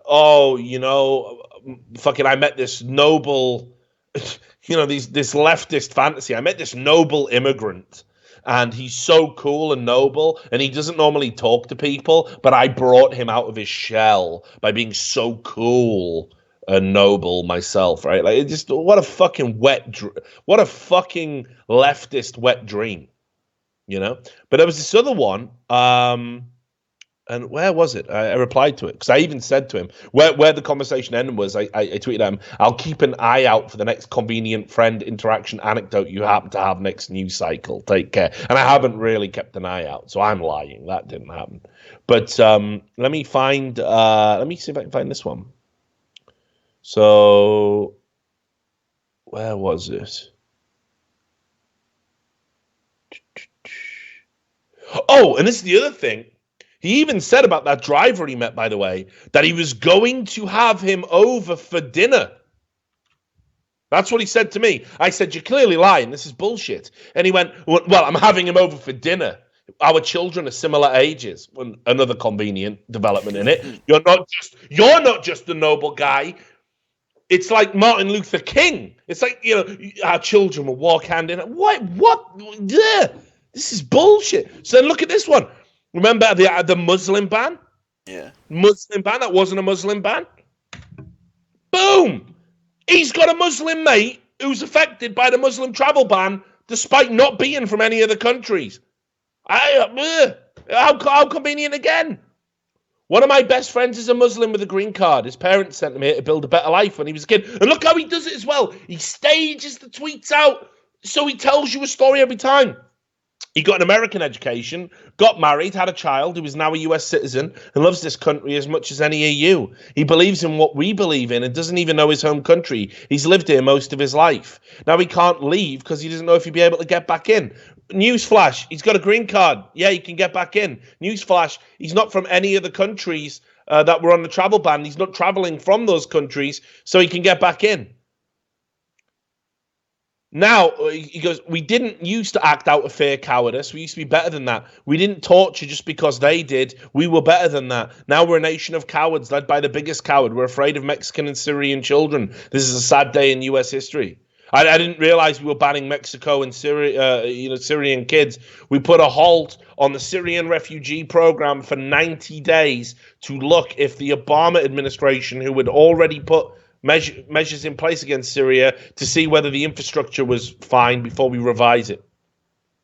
So look, I got him. I did a Gotti on him because he brought him up again. He brought him to the fucking table when I pointed out that you always have these convenient stories. And he says, I said, just like when you had another perfect example of a talking point to hand during the travel ban. And he said, I mean, it's true. It got no notice, as you see. Yeah, that's why you keep trying, Dave. I'm just sharing my stories. All of them definitely real. Like I said, your cynicism is staggering and dark. In fact, his story is why I was so happy about the mention of merit-based immigration. He's a perfect example. I happen to know a lot of foreigners. Not sure why that's your concern. And I said, your friend isn't a foreigner. He's American. Yeah. And then I said moot point because he's not real either. Got him. But like, is he foreign or is he American? And then he said he was Indonesian, and I said so completely unaffected by the travel ban. Because Indonesia's not a banned country. They're out there, man, all the time, telling these lies, these fantasies. Like, I mean, that was three. He had three perfect examples of three people that completely fit the big talking point in the news, and he did multiple staged tweets about them each time because he did more about the 1945 thing and how he was like the offspring of people who fled the Nazis. And he had three perfect examples within 3 weeks. You're lying. It just doesn't happen like that. The guy's full of shit. And yet he's a relatively important person. He's a real person with a real background and really contributes to American society. Crazy. Right, so let's wrap up. Do a few others on this glorious 50th anniversary. Right. Have you seen any others? Yeah, I did send you one. This one's a bit of one of those drug goofs, but then when we always talk about like guidance. I did see that. I did see this. And it stood out to me earlier. So this is obviously a person. The drug lie is another good one. You'll see this quite a lot, actually. People who lie about drugs. You see, drugs are taboo. And while they're taboo, and I'm just going to say this, and this isn't an endorsement, all right?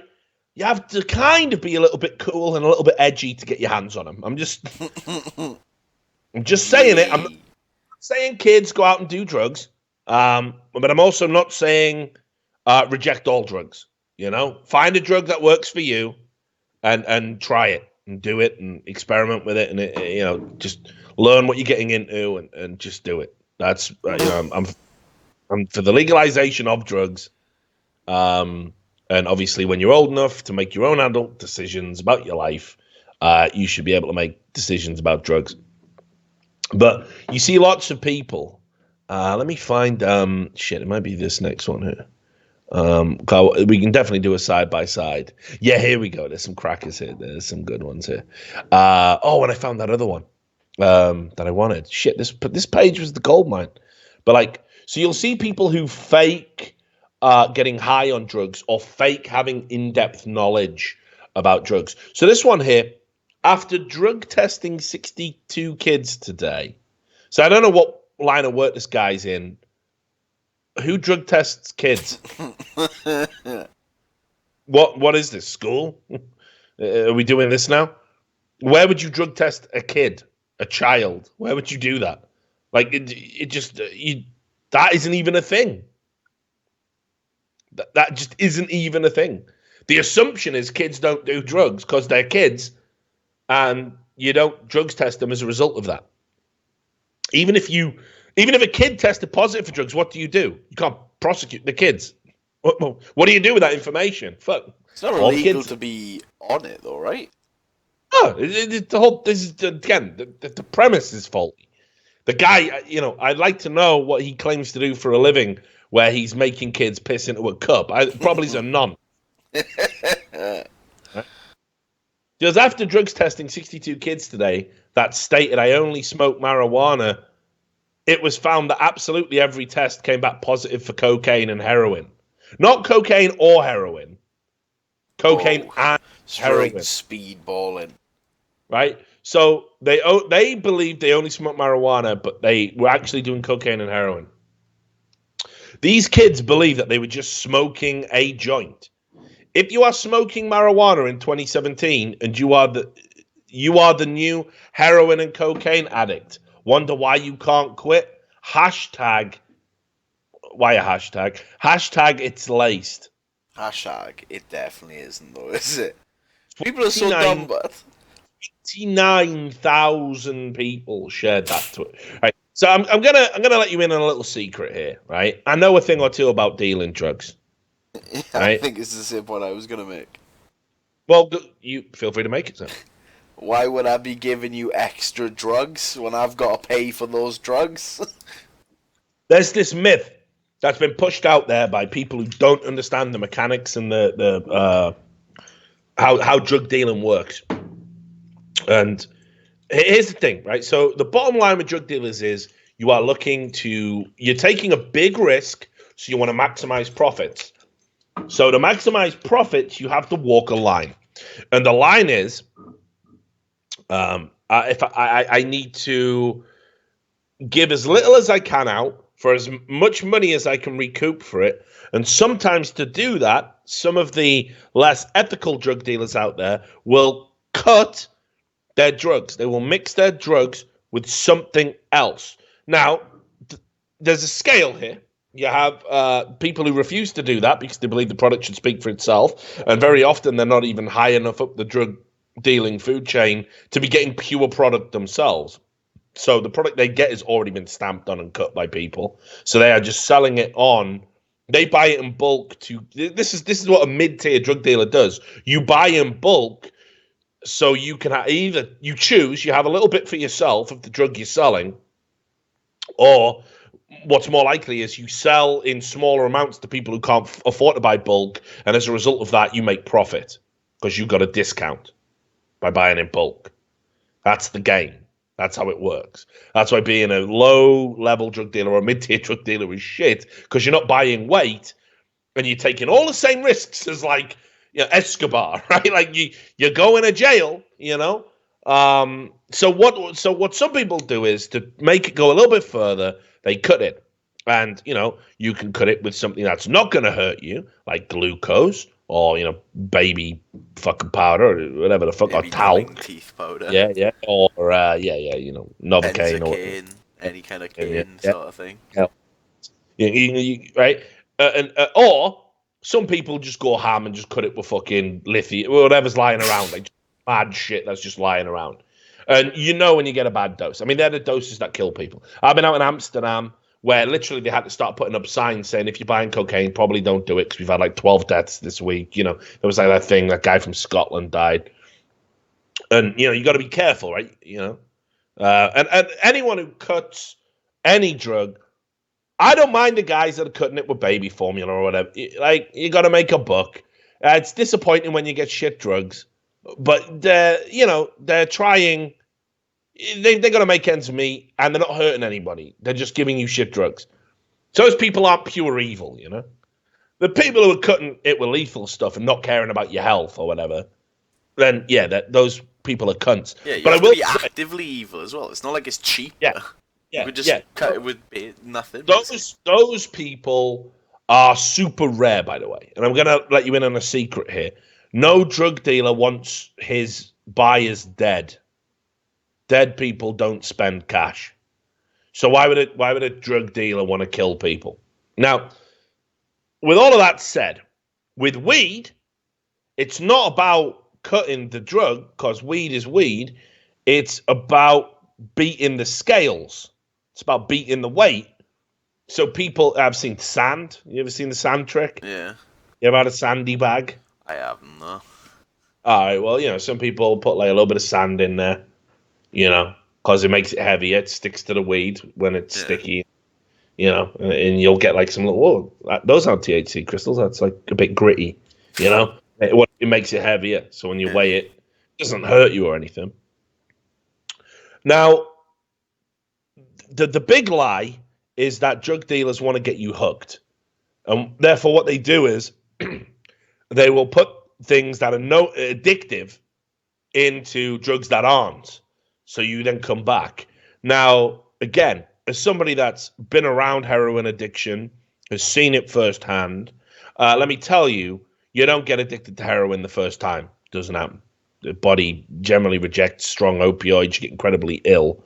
I'm not saying you got to work at addiction, but you have to take it a good few times, and it's like, your body's going to get used to it, and eventually you're going to have a good time, and then eventually there's going to be a metabolic change in your body, and you're going to be start needing the drug to avoid withdrawal symptoms. That's the transition. But heroin is got a big markup, and there's a big market in opiates. We're seeing this in America. We're seeing this in the UK. There's no way you would waste good heroin in putting it in a 20 bag of weed to make That's it some good heroin, man. Why are you wasting it? slightly heavier, so your weed guys come back and buy more weed that you then have to put more heroin in. Otherwise, they wouldn't be hooked. This is gibberish. It's the same with cocaine. There's just no way. Cocaine inarguably isn't as addictive in this. It's not addictive in the same way as heroin is. Why would you be putting it in weed? People would notice, and then like cocaine is really expensive and has a big markup, more than heroin. It's a luxury drug. It's the drug of the nouveau riche. You know, you want to fucking get high with that fucking powder. There's places in the UK. Even people say, "I'll do you a good price on it now," and you're like, "Well, what's a good price?" £40 is considered a good price. I've seen people charge like £80 for a gram of supposedly uncut cocaine.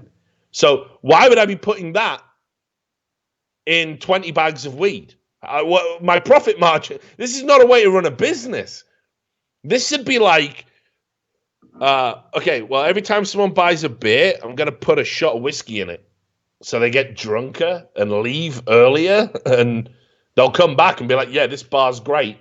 But you could have sold all of those shots as chasers and made more money.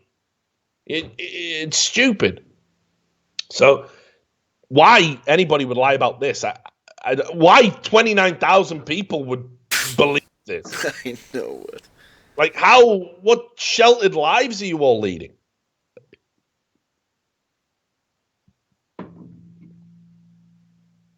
And then this.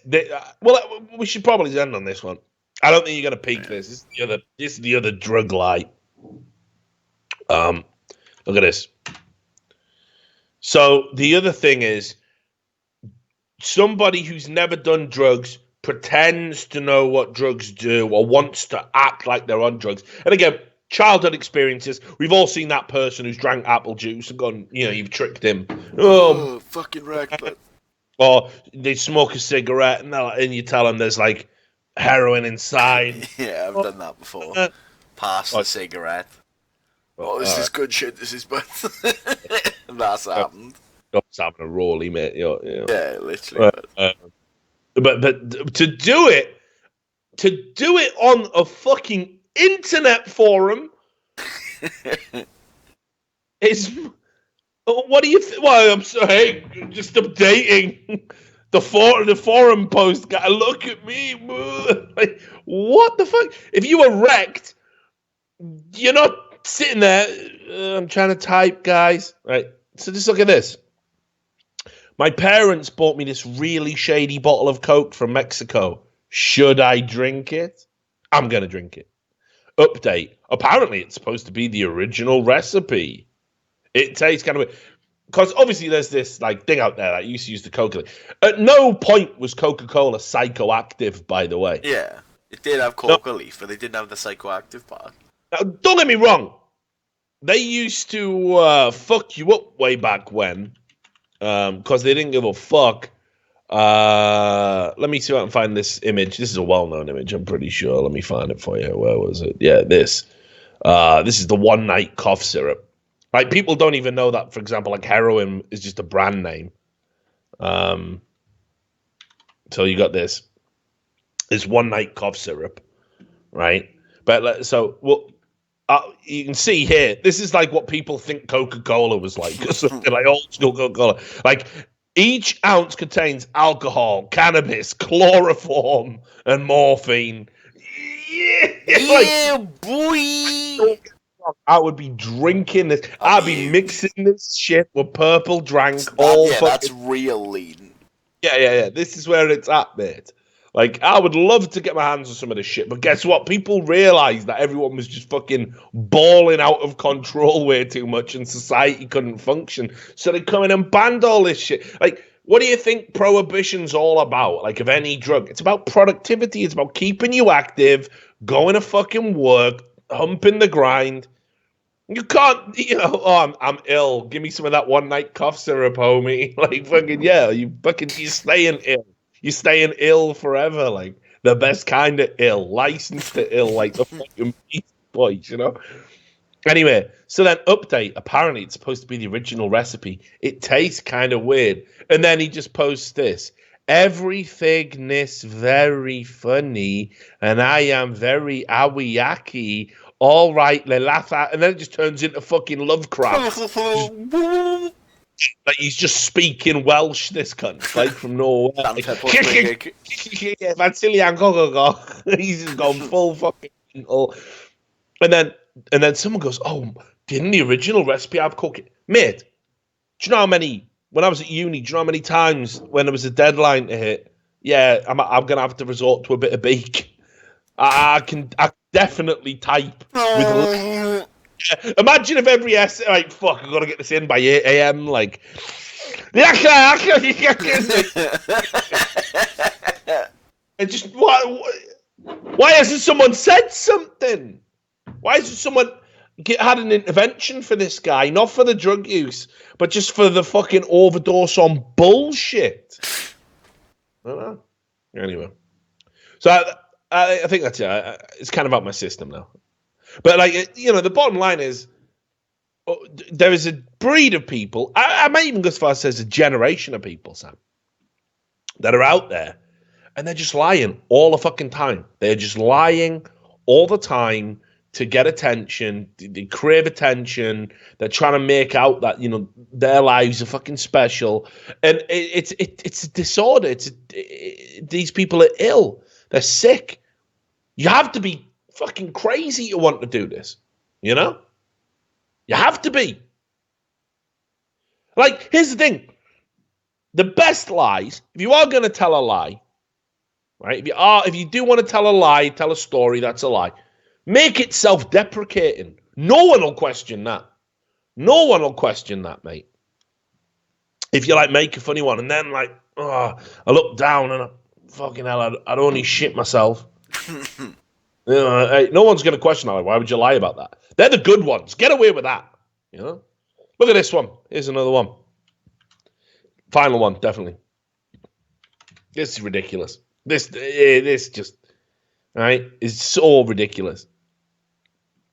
So, my dad's friend was bartending and saw a guy put something in a girl's drink. So while the guy turned round, he switched their drinks and watched the guy roofie himself. So, and it got the guy was inconceivable because obviously the bit with the poison, Yeah. Right. So, first of all, my dad's friend was bartending. So this is a second-hand story. The guy from my school, but my dad's friend was bartending. Yeah. My dad's friend was Arnold Schwarzenegger who ran a bar. And he saw a guy put something in a girl's drink. So, okay. This is super rare anyway. The idea that if you saw a guy do that, you wouldn't just immediately take the drink, confront the guy, call the police. This is what a responsible adult would do. This is what would really happen. But you wouldn't notice anyway, because the whole point is, if you're going to roofie someone, it's just like, I'll just get you a drink, and you just walk over, and I mean, I'm not saying like I'm an expert on roofieing someone or anything, but like, this is just common sense, right? You've got to get the drug in the drink, and nobody has to notice. And once it's in there, glass. It would have to be like a glass of non-effervescent water, I think, to even be able to spot it. So you're in a bar, it's dark. Who's this guy? How many carrots did he eat as a kid? So he's noticed, and then he switches to drinks. So the premise here is they had the exact same drink. Well, do you know what I mean? Like, either this guy is a super roofie guy and he goes, what do you want to drink? And she goes, I'll have like this big fruity cocktail with pineapple and shit in it. Like, I'll have sex on the beach or whatever, And he goes, yeah, me too. Like, great thing to do on a date. Like, you going to order something girly? I'm having them. You're not getting sex. You know, you're not getting laid if a girl says, "Oh, I want to sex on the beach," and you go, "Same." Like, And me. and me, and fuck up. You got to order a beer at least. You know, you got to play a little bit like, yeah, you know, right? So they've got the same drink, and then they switch the drinks without the other guy knowing. So the other guy, who, by the way, because he's roofing someone, he must be like laser like focused. Like, fucking hell, this is a bit dodgy, but it's gonna be worth it. Like, I'm a date rapist. Just drink your drink. You're not drinking it fast enough. Right? He's gonna be like that. He's gonna be mad on edge because he's doing something crazy illegal. He's a fucking scumbag, you know. And yet somehow he's just gone anyway. Even though I'm roofing people, I'm just gonna leave the drink unattended for a moment. Now and then this, that. obviously in the fucking magic circle. How do you explain it to the girl?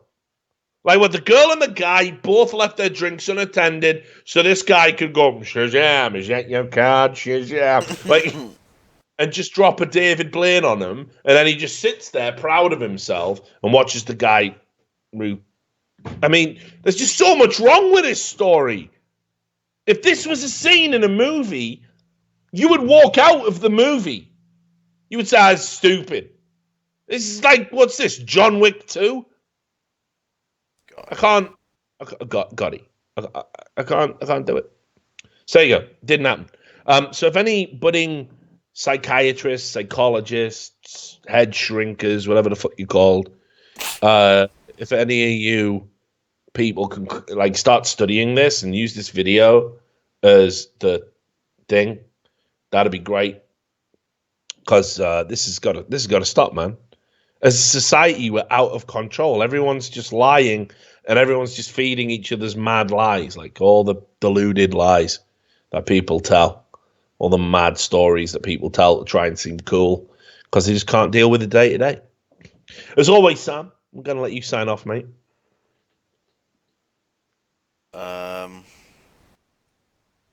If you haven't got any cool stories, don't make one up. Just shut up.